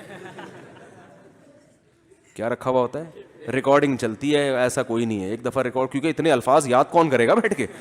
ایک دفعہ کسی ہندوؤں کے پنڈت ہوتے ہیں, ان کے پنڈت نہیں کچھ اور ہوتے ہیں, تو وہ جو ان کے کئی بزرگ نے ایک دفعہ ریکارڈ کروا دیا لکھ کے, سب کہہ رہے ہیں بھائی اس کو یاد کون کرے گا. ٹھیک ہے نا, تو اتنے پورے دائیں بائیں وہ وہیں چلا دو, پارسل کر دو. تو شکر ادا کرو بھائی, اللہ نے کیا دیا ہے, اسلام دیا ہے, تو اس کی قدر آنکھ بند ہونے کے بعد ہوگی. اللہ عمل کی توفیق عطا فرمائے. جلدی سے سوال 2-4 سوال کروں گا, بہت ٹائم ہو گیا بھائی. ہیں قاری عبدالرشید صاحب ہماری مسجد کے مؤذن ہیں بھائی, بہت سخت بیمار ہیں, اور 40 سال انہوں نے مسجد کی خدمت کی ہے. 40 سال جب یہ جنگل تھا. تو خاص دعا کریں اللہ ان کو شفا عطا فرمائے. کسی کی خدمت کرنے کے بعد یہ کہنا کہ دعاؤں میں یاد رکھو, یہ دعاؤں میں یاد رکھنے والا جملہ کہنا چاہیے نہیں, اس کی کیا حقیقت ہے؟ دعا میں یاد رکھنے والا جملہ کہنا چاہیے, لیکن خدمت کے عوض میں نہیں. حکیم الامہ مولانا شریف تھانوی رحمۃ اللہ علیہ کے پاس ایک شخص آیا, اس نے گفٹ دیا اور کہا حضرت میرے لیے دعا کیجیے گا. انہوں نے گفٹ واپس کیا, انہوں نے کہا ہم دعا فری میں کرتے ہیں, پیسوں میں نہیں کرتے. ٹھیک ہے نا, وہ ویسے ہی کر لیں گے. تو اس نے کہا نہیں میں ویسے ہی دے رہا ہوں. انہوں نے کہا پھر ٹھیک ہے. تو گفٹ دو, دعا کی درخواست کرو, لیکن دل میں یہ نیت نہیں کرو کہ میں چونکہ پیسے دے رہا ہوں اس لیے, ویسے ہی دعا میں یاد رکھیں. تو یہ نیت تو پھر ٹھیک ہے. اور وہ الگ بات ہے کہ سامنے والا پھر اس گفٹ کی وجہ سے دعا دے یا اس خدمت کی وجہ سے دعا دے, وہ اس کے لیے ٹھیک ہے. تو خدمت کے بعد جو دعا نکلتی ہے وہ اندر سے نکلتی ہے, سمجھ رہے ہیں نا, تو وہ پھر اس کا مسئلہ ہے, آپ کی یہ نیت نہیں ہونی چاہیے. مفتی صاحب حق کا تکبر اور ناحق تکبر کسے کہتے ہیں؟ یہ جو ہم کہتے ہیں نا ناحق تکبر, کچھ شرطیں ایسی ہوتی ہیں جو اتفاقی ہوتی ہیں, اعتراضی نہیں ہوتی, یعنی وہ شرط کے معنی میں نہیں ہوتی, بلکہ وہ اس کا مطلب ہوتا ہے کہ تکبر جہاں بھی ہوگا ناحق ہی ہوگا. تو جب اس کے ساتھ ناحق کا لفظ بتا دیتے ہیں تو یہ مطلب نہیں ہوتا کہ حق والا تکبر کر سکتے ہو ناحق نہیں کر سکتے, مطلب یہ ہوتا ہے کہ تکبر جب بھی کرو گے ناحق ہوگا, تو اس لیے اس کی برائی کو اور زیادہ ہائی لائٹ کیا جاتا ہے کہ ناحق تکبر مت کرو, کیونکہ وہ بہرحال ناحق ہے, یہ تو گناہ کی چیز ہے, تو اس کی برائی کو بیان کرنے کے لیے یہ شرط لگائی جاتی ہے. یہ مطلب نہیں ہوتا کہ جائز تکبر بھی ہوتا ہے اور ناجائز بھی ہوتا ہے. مفتی صاحب قضا نمازوں کسی بھی وقت پڑھ سکتے ہیں؟ جی ہاں, مکروہ وقت کے علاوہ کسی بھی وقت پڑھ سکتے ہیں. مجھے صاحب دنیا کو زیادہ وقت دینا چاہیے یا دین کو؟ میں گھر میں 16,500 روپے ہر مہینے دیتا ہوں, لیکن مجھے گھر والے پھر بھی غصہ کرتے ہیں, تو کماتے نہیں ہو, تو مفتی صاحب میں کیا کروں؟ اپنی بیوی اور بچوں کا سارا خرچہ میں خود رکھتا ہوں, خود کرتا ہوں, تو اس میں زیادہ کماؤں گا تو دین کے لیے سب کو ٹائم دیں, دنیا کو بھی دیں, دین کو بھی دیں, گھر والوں کو بھی دیں. یہ سارا دن کماؤ پوت بننا بھی ٹھیک نہیں ہے, اور گھر والوں کو چھوڑ کے سارا دن عبادت کرنا بھی ٹھیک نہیں ہے. اب کس کو کتنا ٹائم دینا چاہیے یہ کوئی قاعدہ کلیہ نہیں ہے, یہ ہر آدمی کے گھریلو حالات کیا ہیں, اس کی کتنی اس میں صلاحیت ہے, اس کے لحاظ سے ہر ایک کے لیے الگ مشورہ ہوتا ہے. یہ ایک جنرلی کوئی حکم نہیں بیان کیا جا سکتا. مفتی صاحب مجھے ایک عالم نے فساد میں جا کے فساد, وہ جو مولوی تھانوی رحمۃ اللہ کے بارے میں کسی نے سوال پوچھا تھا, انہوں نے قبر پہ جا کے, وہ ابھی تک میری جیب میں پرچی پڑی, میں اس کی تحقیق کروں گا, وہ بٹوے میں اسی دن سے رکھا ہوا ہے. مفتی صاحب ان باتوں کا جواب, ایک عالم نے فساد مچایا کہ فضائل اعمال میں بہت ساری باتیں بالکل غلط ہیں, کہ ایک ابو بکر نے حدیثوں کو جلا دیا, تو سوال یہ اٹھا ہے کہ یہ حدیث کا مجموعہ صحیح تھی یا ضعیف؟ اگر صحیح حدیث تھی تو دیکھو, صحابہ کے دور میں نبی کے دور میں نبی صلی اللہ علیہ وسلم نے اپنی احادیث لکھنے سے منع بھی کیا ہے اور اجازت بھی دی ہے. خود آپ نے حجۃ الوداع کے موقع پر فرمایا اکتبوا لی ابی شاہ, میرا یہ خطبہ ابو شاہ کے لیے لکھ کے دے دو ان کو, تو حجۃ الوداع کا خطبہ آپ نے خود لکھوایا ہے. اور بعض دفعہ آپ نے منع بھی کیا, تو وہ منع اس لیے کیا کہ اس زمانے میں قرآن لکھا جا رہا تھا چمڑوں پہ, اور حفاظت کے یہ جو جدید طریقے ہیں نا کہ آپ نے ہارڈ ڈسک میں سارا ڈیٹا سیو کر لیا, اینٹی وائرس بھی ڈال دیا اس میں, اور ایک الگ سے اس کی کاپی بھی بنا دی, یہ سارے طریقے نہیں تھے حفاظت کے. تحریروں کو چمڑوں پہ لکھا جاتا تھا, ان کو مٹکوں میں ڈال کے جمع کیا جاتا تھا, کچھ چمڑے فلاں صحابی کے پاس ہیں, کچھ چمڑے کے ٹکڑے فلاں کے. تو آپ صلی اللہ علیہ وسلم نے حدیث لکھنے سے اس لیے منع کیا کہ ایسا نہ ہو کہ قرآن کی آیتیں اور حدیثیں مرج ہو جائیں آپس میں, بعد میں امت میں اختلاف ہو کہ یہ قرآن ہے یہ حدیث ہے. تو آپ نے فرمایا کہ صرف کیا لکھو, قرآن لکھو, حدیث نہ لکھو. تو جب یہ اشکال ختم ہو گیا, لوگ قرآن کے انداز سے مانوس ہو گئے کہ نماز میں پڑھا جا رہا ہے, اور تو پھر آپ نے لکھنے کی اجازت دے دی. سمجھ رہے ہو؟ تو اگر کسی صحابی نے یہ کیا ہے تو اس خوف سے کیا ہے کہ قرآن, اور حضرت ابو بکر نے بھی اگر یہ کیا ہے تو اس خوف سے کیا ہے کہ قرآن اور حدیث آپس میں مرج نہ ہو جائیں. لیکن اب عمر بن عبدالعزیز رحمہ اللہ تعالیٰ کے دور میں یہ اطمینان ہو چکا تھا کہ اب قرآن اتنے لاکھوں سینوں میں محفوظ ہو چکا ہے کہ اب یہ کنفیوژن بالکل ہو ہی نہیں سکتی. لہذا عمر بن عبدالعزیز نے امام زہری کو اور دوسرے محدثین کو خط لکھا کہ انظر ما کان من حدیث رسول اللہ صلی اللہ علیہ وسلم فاکتبہ فانی اخاف ضیاع العلم والعلماء. یہ ان کے بڑے سنہری الفاظ ہیں. محدثین کو خطوط لکھے کہ جہاں بھی نبی کی حدیث لکھے ملے اس کو ریٹن فارم میں لے کر آؤ, کیونکہ مجھے ڈر ہے کہ علماء بھی آہستہ آہستہ دنیا سے جا رہے ہیں اور علم بھی کیا ہو جائے گا, ضائع ہو جائے گا, تو ریٹن میں ہونا چاہیے یہ سب کچھ. تو ان کے آرڈر پہ, وہ بھی خلیفہ برحق تھے, ان کے آرڈر پہ باقاعدہ لکھنے کا کام شروع کیا گیا ہے. اس سے پہلے بھی لکھتے تھے مگر اتنے اہتمام سے نہیں. مفتی صاحب ہمارے گھر والے دنیا کو مسافر خانہ نہیں سمجھتے, ہر وقت پریشان رہتے ہیں, دنیا کے ہر رواج میں شرکت کرتے ہیں, کہتے ہیں کہ ہاں ہمارے پیسے, ہائے ہائے ہمارے پیسے ختم ہو گئے, ہائے بھی لکھا ہوا ہے, ہائے ہم برباد ہو گئے, ڈاکٹر نے کہا میرے ماں باپ کو کوئی بیماری نہیں ہے, صرف ٹینشن ہے. تو بھائی وہ ان کو سمجھاؤ, بیان سناؤ, دنیا مسافر خانہ والے بیان سناؤ ان کو. مفتی صاحب آپ سے ایک اشکال ہے, آپ نے مفتی رشید احمد صاحب سے علم دین حاصل کیا, لیکن آپ ویڈیو کیمرے کے بارے میں مفتی رشید احمد صاحب کے قول کو نہیں فالو کرتے. حالانکہ مفتی صاحب کا موقف بہت سخت ہے ویڈیو کیمرے کے بارے میں, اور آپ کے بارے میں مفتی تقی عثمانی صاحب کا آپ حوالہ دیتے ہیں, حالانکہ مفتی تقی صاحب بھی ایسی واضح ویڈیو ہی نہیں بناتے. معذرت کے ساتھ آپ کے دل میں اس معاملے میں چوری ہے, اس لیے آپ بار بار وضاحت دیتے رہتے ہیں, اور آپ جب یوٹیوب پر آئے تھے تو بھی ویڈیو نہیں بنواتے تھے, ایسا کیوں؟ میں حضرت مفتی رشید احمد صاحب میرے شیخ ہیں مگر ہم ان کے مقلد نہیں ہیں. سمجھتے ہو بات کو؟ مفتی رشید احمد صاحب کہ بھی بڑے اساتذہ تھے جن سے مفتی رشید احمد صاحب نے کچھ مسائل میں اختلاف کیا, اور میں تو اپنے آپ کو اس قابل نہیں سمجھتا, میں نے تو بڑے بڑے علماء کے فتوے کو فالو کیا اس معاملے میں. مفتی رشید احمد صاحب کے بڑے بڑے خلفاء جو علم میں بہت مضبوط ہیں, انہوں نے اس کے جائز ہونے کا فتویٰ دیا. سمجھتے ہو کہ نہیں سمجھتے؟ تو اگر کوئی شاگرد اپنے استاد سے کسی مسئلے میں اختلاف کرتا ہے تو یہ اس کے خلاف نہیں ہے کہ ان کا ڈگر الگ تھا اور یہ الگ ٹریک پہ. یہ اختلاف تو امام محمد اور امام ابو یوسف, یہ دونوں امام ابو حنیفہ کے شاگرد ہیں. 2/3 مسائل میں انہوں نے اپنے استاد سے اختلاف کیا ہے. 2/3 مسائل. بات آ رہی ہے سمجھ میں؟ نہیں آ رہی. اگر امام حنیفہ نے 100 مسائل بتائے تو ان میں 66% میں امام محمد اور امام یوسف نے کیا کیا ہے, لیکن پھر بھی وہ ان کے استاذ ہیں. تو علمی دنیا میں تو اس کو بالکل معیوب سمجھا ہی نہیں جاتا کہ اگر دلائل سے آپ کو ایک کی بات صحیح معلوم ہو رہی ہے تو اپنے استاذ کا قول چھوڑ دینا ہمارے ہاں فرض سمجھا جاتا ہے. سمجھ میں نہیں آ رہی میرا خیال ہے بات؟ نہیں آ رہی تو بتا دو. ابھی میں نے ایک طلاق کا مسئلہ لکھا ہے, وہ نشے میں تحریری طلاق کا مسئلہ تھا. تو اس میں جب وہ جامعۃ الرشید میں مسئلہ گیا تو اس میں ہمارے اساتذہ کا اختلاف ہوا اور بہت سے لوگوں کا اختلاف ہوا. وہ ایک رائے پہ جمع نہیں ہو پا رہے تھے کیونکہ ظاہر ہے دلائل بعض دفعہ ایسے ہوتے ہیں انسان کنفیوز ہو جاتا ہے. تو میرے جو استاذ ہیں ان کی رائے اس بارے میں کچھ اور تھی, جو میرے بہت سینئر استاذ ہیں, اور میرے جیسے ناقص جس کو مجھے اپنی رائے کہتے ہوئے بھی شرم آتی ہے, میری رائے اس بارے میں, میری رائے یہ تھی کہ طلاق نہیں ہوئی, ان کی رائے یہ تھی کہ طلاق ہو گئی ہے. اور میری رائے کی تائید ایک اور سینئر مفتی نے بھی کی تھی, صرف میں اکیلا نہیں تھا. تو میرے استاذ نے خود مجھے اجازت دی ہے کہ آپ کی اگر رائے یہ ہے اور یہ دلائل آپ کو لگتے ہیں تو آپ اپنی رائے کے مطابق سوال کرنے والے کو فتویٰ بولو بھائی دے دیں. انہوں نے کہا میں اس پہ سگنیچر نہیں کروں گا. تو میں نے پھر اپنے سگنیچر اپنی اسٹیمپ کے ساتھ ان کو فتویٰ دیا.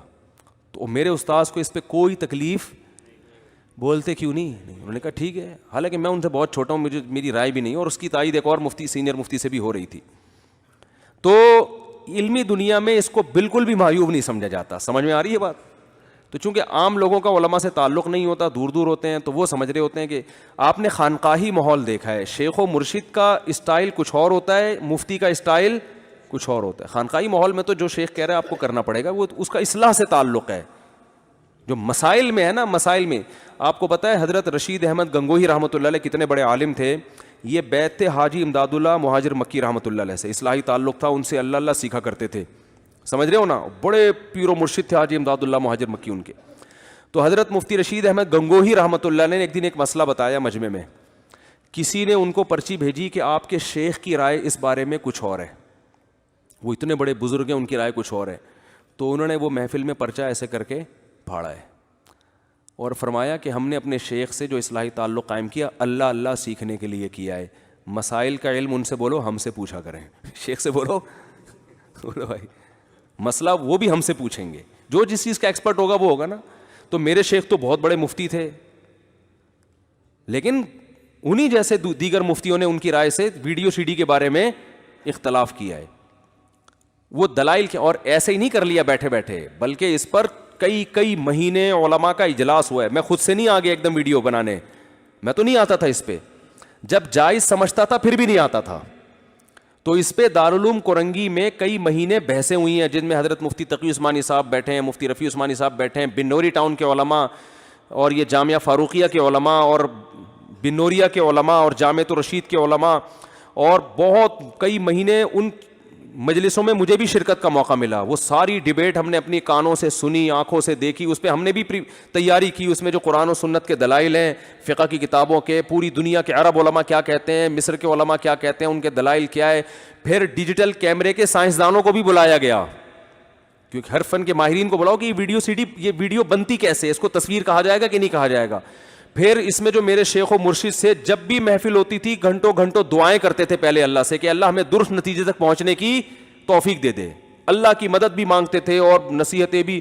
کئی مہینوں کی بحث مباحثے کے بعد جا کے ہم ویڈیو پہ آئے ہیں, اور پھر اپنی رائے پر نہیں بلکہ بڑے علماء کے. میری رائے تو بہت پہلے بن چکی تھی کہ یہ وہ حرام تصویر ہے ہی نہیں جس کی حدیثوں میں جس پر لعنت ہوئی ہے. جب آپ ویڈیو بناتے ہیں نا, اس میں مزاحات لخلق اللہ نہیں ہے کہ اللہ کی تخلیق کی, وہ آپ اسی کو جو اللہ, جس کو اللہ نے بنایا اسی کو آپ کیمرے کی اسکرین پہ دکھا رہے ہو. تبھی لوگ کہتے ہیں آج ہم نے ٹی وی میں مفتی تقی عثمانی صاحب کو دیکھا, کوئی بھی نہیں کہتا ان کی تصویریں دیکھی ہم نے. تو اس میں جو اللہ کی تخلیق کی مشابہت جس کی وجہ سے تصویر حرام ہے وہ عنصر نہیں پایا جاتا اس میں. تو بہت بحث و مباحثے کے بعد جا کے ایسا کیا ہے. بیان تو میرے کب سے ہو رہے ہیں, بیان تو میرا خیال ہے میں 14 سال کی عمر سے کر رہا ہوں, 13-14 سال کی عمر سے. اور حضرت مفتی رشید احمد صاحب کا انتقال ہوا 2000 میں. اگر آنا ہوتا تو ان کے انتقال کے فوراً بعد آ جاتے ہم. تو اس کے بعد 5-6 سال اس پر بڑی بحثیں ہوئی ہیں, بہت میٹنگز ہوئی ہیں علماء کی. تو اس کے بعد جا کے یہ فتویٰ دیا گیا ہے. ٹھیک ہے, اس فتوے سے کچھ علماء نے اختلاف بھی کیا, لیکن جن علماء نے اختلاف کیا بعد میں ان کی بھی رائے چینج ہوئی ہے. جب یہ دارالعلوم کرنگی میں اجلاس ہوتا تھا تو بہت سے علماء تو اس کے جواز کے قائل تھے, ان کے دلائل تھے, ہم نے سنے. ہم ناجائز ہونے کے قائل تھے. جامعۃ الرشید نے پورے بھرپور دلائل دیے جو ناجائز ہونے کے تھے. دلائل دیتے دیتے دیتے دیتے سامنے سے بھی دلائل آتے رہے. بالآخر ان کی رائے دلائل کی دنیا میں چینج ہوئی ہے, آئی بات سمجھنے. لیکن کچھ علماء اسی پہ قائم رہے کہ نہیں یہ حرام ہے, بالکل ناجائز ہے. اور بالآخر ان میں سے بھی بہت سے علماء کا موقف بعد میں چینج ہوا ہے. تو اتنے سارے علماء جب ایک چیز پر آ گئے تو اس کے بعد آپ مجھے کہہ رہے ہو کہ آپ کے دل میں چور ہے اور آپ اپنے شیخ کی مخالفت کر رہے ہو. شیخ کی نہیں بھائی, ہمیں جو بات علماء کی پوری مجالس کے بعد, کئی مہینوں کی میٹنگ کے بعد, جن میں ڈیجیٹل کیمرے کے ایکسپرٹ بھی آئے اور مفتی حضرت مفتی تقی عثمانی, مفتی رفیع عثمانی اور دارالعلوم مفتی نظام الدین شامزئی رحمۃ اللہ علیہ بھی زندہ تھے. وہ بھی پہلے ناجائز کہہ رہے تھے, ان میٹنگ میں شرکت کے بعد ان کی رائے بھی کیا ہو گئی, جائز. اور وہ ٹی وی پہ آ کے انہوں نے پہلا انٹرویو دیا. پھر نہیں آ رہی بات. وہ کہاں کے تھے جب پہلی میٹنگ تھی نا, اس میں حضرت مفتی نظام الدین شامزئی شہید رحمۃ اللہ علیہ بھی اس کو حرام اور ناجائز کہہ رہے تھے. لیکن جب ڈیبیٹ ہوتی ہے, چاروں طرف سے دلائل ہوتے ہیں, بہت ہر پہلو پہ غور کیا جاتا ہے, تو ان کی رائے چینج ہوئی اور انہوں نے پھر ٹیلی ویژن میں آ کے اپنا انٹرویو ریکارڈ بھی کروایا. آ رہی بات سمجھ میں. تو اتنے بڑے بڑے علماء, میں کبھی بھی اپنے آپ کو اس قابل نہیں سمجھتا کہ سارے علماء ایک طرف جا رہا ہوں اور میں کہوں میری رائے ہے. یہ جملہ آپ نے میرے زبان سے کبھی بھی انشاءاللہ نہیں سنا ہوگا, اور نہ موت تک کبھی شاید آپ یہ جملہ سنیں. تو ہم تو کچھ بھی نہیں ہے, ہماری کیا اوقات ہے, اندھوں میں کانا راجا والا حساب ہے ہمارا تو. لیکن اتنے بڑے علماء کی تصدیق کے بعد اور اتنے اس کے بعد جا کے تو, اور پھر بھی علماء نے یہ نہیں کہا کہ آنا جائز ہے, انہوں نے کہا آنا فرض ہے. بہت سے علماء کی یہ رائے کہ نہیں آؤ گے تو میدان ہاتھ سے نکل جائے گا, سارے باطل لوگ آ کے اس میدان پہ قبضہ کر لیں گے. اور ہمیں آنے کے بعد پتہ چلا کہ اگر نہیں آتے تو یہ کتنا بڑا جرم ہو جاتا. بس انہیں آنے کے بعد, کیونکہ ایسے ایسے ایتھیس لوگ مسلمان ہو رہے ہیں, ہندو مسلمان ہو رہے ہیں. پچھلے ہفتے ایک ہندو نے ٹیلی فون پہ کلمہ پڑھ کے مسلمان ہوا انڈیا میں. اب آپ بتاؤ, میں یہ تصور کر سکتا تھا فلاحی وجہ میں بیان کر کے کہ میں اس ہندو تک اسلام کی دعوت پہنچاؤں گا. وہ کہہ رہے مجھے اسلام پہ بہت سارے اعتراضات تھے, بہت سے تو ڈاکٹر ذاکر نائک نے حل کر دیے. کہہ رہے کچھ رہ گئے تھے وہ آپ کے بیانات سے ختم. اگر ڈاکٹر ذاکر نائک ویڈیو نہ بناتے, وہ ہندو مسلمان ہوتا, وہ پنڈتوں کی تقریریں سن رہا ہوتا, وہ لوگ جو اسلام کا غلط تصور پیش کر رہے ہیں ان کی تقریریں سنتا رہتا. تو بھائی اگر آپ اپنے آپ کو اہل حق سمجھتے ہو تو آپ کو تبلیغ کے لیے وہ گھوڑا, اس گھوڑے پر بیٹھنا پڑے گا جس گھوڑے پر وہ بیٹھا ہوا ہے. باطل گھوڑوں پہ آ کے لڑائی کر رہا ہے اور آپ پہیاں جا رہے ہو, آپ چنچی میں بیٹھ کے جا رہے ہو, تو فتح کس کی ہوگی میرے بھائی؟ باطل کی ہوگی. تو جو ذریعہ باطل نے اختیار کیا ہے, بلکہ میں تو یہاں تک اب تجربوں کے بعد پہنچا ہوں کہ باطل جو جدید ذریعہ استعمال کرے نا, علماء کو اس پہ پہلے آ جانا چاہیے, باطل سے پہلے وہاں پہنچا. میں لوگوں سے کہتا ہوں انگلش 50 سال پہلے علماء کو سیکھنی چاہیے تھی, اور اب میں اس کی تحریک چلا رہا ہوں. دینی مدرسوں میں جیسے پہلی جماعت میں عربی پڑھائی جاتی ہے, پہلی جماعت میں جس اسٹائل میں ابھی پڑھائی جا رہی ہے اسی اسٹائل میں انگلش, کیونکہ مستقبل میں انگلش چلے گی, مستقبل کی زبان انگلش ہے. جس ٹریک پہ ہم چل رہے ہیں, جتنی تحقیقات ہیں وہ انگلش میں ہوں گی. اردو میں بہت, اردو کی حفاظت تو بہت ضروری ہے, تو اردو کے ساتھ کس کو فوکس کرنا ہے؟ میں اردو کی اہمیت کی کمی کا قائل نہیں, اردو گئی تو پھر آپ کے تو ساری تہذیب کی ایسی کی تیسی ہو جائے گی. لیکن جتنے اہتمام سے علماء عربی اور اردو سیکھتے ہیں اسی اہتمام سے آپ کو انگلش سیکھنی پڑے گی. اور اگر 50 سال پہلے سیکھ جاتے تو ملک میں بہت بڑا انقلاب آ چکا ہوتا. جو لبرل لوگوں نے ایک طوفان بدتمیزی میڈیا پہ مچایا ہوا ہے نا, علماء کے خلاف اور مدارس کے خلاف اور دین کے خلاف, وہ طوفان نہ ہوتا, ہر شعبے میں اہل علم ہوتے. تو یہ ہے ایک ہماری رائے ہے. پھر بھی بہت سے علماء ابھی بھی ناجائز کہتے ہیں, تو ہم ان کی رائے کا بھی احترام. میرے ایک استاذ ہیں, وہ بھی میرے بڑے قیمتی استاذ ہیں, میں 3 سال سے ان کے پاس ہدیے لے کے جا رہا ہوں. وہ کہہ رہے ہیں جب تک ویڈیو بنانے سے توبہ نہیں کرو گے میں ہدیہ قبول نہیں کروں گا. ایسے بھی ہیں اور ایسے استاذ بھی ہیں, وہ کہہ رہے ہیں بھائی آپ کیوں اتنا لیٹ کیوں آئے ہو, آپ کو تو پہلے آنا چاہیے تھا. لیکن دونوں میرے استاذ ہیں. میں جب عمرہ کرنے گیا تو دونوں استاذ اتفاق سے عمرے پہ لے کے آئے. تو ایک تراویح میں ایک استاذ کے ساتھ پڑھتا تھا کہ یار ان کے ساتھ کھڑے ہو کے پڑھنے میں مزہ آتا ہے, دوسری تراویح میں دوسرے استاد. دونوں کی رائے میں زمین آسمان کا فرق. اور وہ جو عمرہ کرنے گئے تھے نا, جو ویڈیو کو نہیں مانتے, وہ امام حرم کے پاس اتنا بڑا اپنا لیٹر لے کر گئے تھے کہ میں ان کو سمجھاؤں گا کہ آپ یہ ویڈیو اور یہ جتنے ویڈیو کیمرے حرم سے ختم کر دیں آپ. وہ امام حرم سے انہوں نے ملاقات کا ٹائم لیا ہوا تھا اور اس پہ بحث کرنے کے لیے کہ یہ حرام ہے, آپ حرم سے سارے کیمرے کیا کر دیں, بولو بھائی ختم. تو ان کی رائے میں نے دوسرے عالم کو سنائی. انہوں نے کہا بھائی یہ کوئی دھماکہ شماکہ ہو گیا, بڑی مصیبت بن جائے گی, اتنا حساس ایریا ہے اس میں بھی اگر کیمرے نہ لگائیں. وہ کہتے تھے کہ حرم میں گارڈ لا کے بٹھاؤ. تو ہم ان کی سادگی سمجھ رہے تھے, یار چلو یہ اسی کو برحق سمجھتے ہیں تو اپنی رائے پر قائم. اور اتنا رائے پر قائم ہے وہ کہ میں اپنے کوشش کرتا ہوں کبھی کبھار بہت ہی قریبی استاذوں کو کبھی کبھار کوئی ہدیہ ودیہ ٹوٹا پھوٹا ہدیہ دے دیا کروں, انگلی کٹا کے شہیدوں میں نام لکھوانے کے لیے. تو میں 3 سال سے ان کے پاس گفٹ لے کے جا رہا ہوں کیونکہ وہ میرے بڑے قریبی استاذ ہیں. ان کی وجہ سے میں مدرسے میں آیا. وہ تبلیغ میں آئے تھے اور مجھے سمجھا کے مدرسے میں لے گئے. تو میں جس کی وجہ سے آیا علم کے راستے پر تو اس کو تو منا کے رکھنا ضروری ہے نا. 3 سال سے میں لفافے میں پیسے ڈال کے چپکا کے ان کو پکڑنے کی پوری کوشش کر لی, یعنی پکڑانے کی پوری کوشش, الگ سے چپکے سے. نہ وہ چپکے سے لے رہے ہیں نہ وہ سب کے سامنے لے رہے ہیں. کہہ رہے یہ ویڈیو حرام ہے, اس سے جب تک 2 رکعت پڑھ کے میرے سامنے توبہ نہیں کرتے میں ہدیہ نہیں لوں گا. میں کہتا ہوں بھائی ہمارے خیال میں یہ ہمارے بہت سے علماء کی رائے ہے اور یہ ضرورت ہے, تو اتنے لاکھوں لوگوں کو فائدہ ہو رہا ہے. تو ہم بھی پٹھان ہیں, وہ بھی پٹھان ہے بھائی, وہ بھی استاذ پٹھان ہیں میرے. تو ہم بھی باپ دادا تو ہمارے بھی پٹھان تھے, تو ہم بھی اڑے ہوئے ہیں. میں نے بھی پھر کیا کیا, ہم نے کہا ہم بھی ڈھیٹ ہیں. تو ہر سال جو ان کا ہدیہ ہے نا وہ میں بینک میں جمع کر رہا ہوں. میں نے کہا یہ نہیں لے رہے, اور ہم نے انہی کے نام پہ وصیت لکھی ہوئی ہے. ہر سال جو بھی ہدیہ دینا ہوتا ہے وہ کوشش کرتا ہوں, نہیں لیتے تو اتنے پیسے مزید اس میں ایڈ ہو رہے ہیں. اب جس دن لیں گے تو خاندانی بن چکا ہوگا وہ. تو وہ میں نے وصیت کی ہوئی ہے بھائی میں مر جاؤں تو یہ کچھ بھی ہو ثابت کرنا ہے کہ ہم بھی پٹھان ہیں. اگرچہ ہم اردو اسپیکنگ ہے لیکن باپ دادا تو ہمارے وہی تھے نا خان. تو ان کو یہ بتانا ہے کہ آپ اگر پٹھان ہیں تو ہم بھی کیا ہے. تو میں نے کہا اگر کسی قیمت میں نہیں لیا تو ان کے بچوں کو دے دوں گا, میں کچھ بھی کروں گا, لیکن اب ویڈیو تو ہم نہیں چھوڑ سکتے. اور وہ کہہ رہے ہیں کہ جب تک وہ اتنا بڑا جرم سمجھتے ہیں, لیکن اتنے بڑے اختلاف کے باوجود ان کی بزرگی, ان کے تقوی, ان کی ادب کے بارے میں میرے دل میں ایک بال بھی پیدا الحمدللہ بولو نا نہیں ہوا. بلکہ میں ان کو ان کا تقوی سمجھتا ہوں کہ یار جو ان کی رائے ہے نا اس میں منافقت نہیں ہے. صحیح ہے نا, کہ چلو پیسے دے دو باقی یہ حرام ہے, یوں رکھا ویسے حرام ہے آئندہ خیال کرنا, اور بھی لاؤ حرام ہے آئندہ نہیں آنا.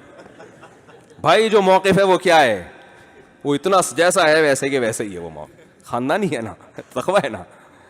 تو یہ علماء میں چلتا ہے, جن کو علماء کے مزاج سے واقف ہے نا ان کو پتہ ہے یہ مارکیٹ میں اتنے سارے اختلافات ہیں تو 2-4 اور صحیح تو کیا ہے. تو وہی صحابہ میں جب ہو گیا کہ عصر کی نماز پڑھنی ہے کہ نہیں پڑھنی, تو پھڈا تھوڑی ہوا, جن کا خیال تھا پڑھنی انہوں نے پڑھ لی, جن کا خیال تھا نہیں پڑھنی انہوں نے نہیں پڑھی, پھر بھی دونوں ساتھ ملتے رہے ہیں. سمجھ رہے ہو. تو ویسے وہ مجھ سے ناراض نہیں ہے, ویسے وہ دعوت بھی کرتے ہیں, میں جاتا ہوں. ہدیہ کے بارے میں انہوں نے بس بنایا ہوا ہے کہ ہدیہ نہیں لوں گا جب تک توبہ نہیں کر لیتے. تو یہ اسٹائل ہے, ہر ایک کا اپنا اسٹائل ہوتا ہے, تو ان کا اپنا ہی انداز ہے. تو اللہ کرے کہ یا تو مجھے سمجھ میں آ جائے یا ان کی رائے تبدیل ہو جائے, کچھ بھی ہو جائے. بہت زیادہ ہو گیا آج. اللہ تعالی ہم سب کو سمجھنے کی, عمل کی توفیق عطا فرمائے.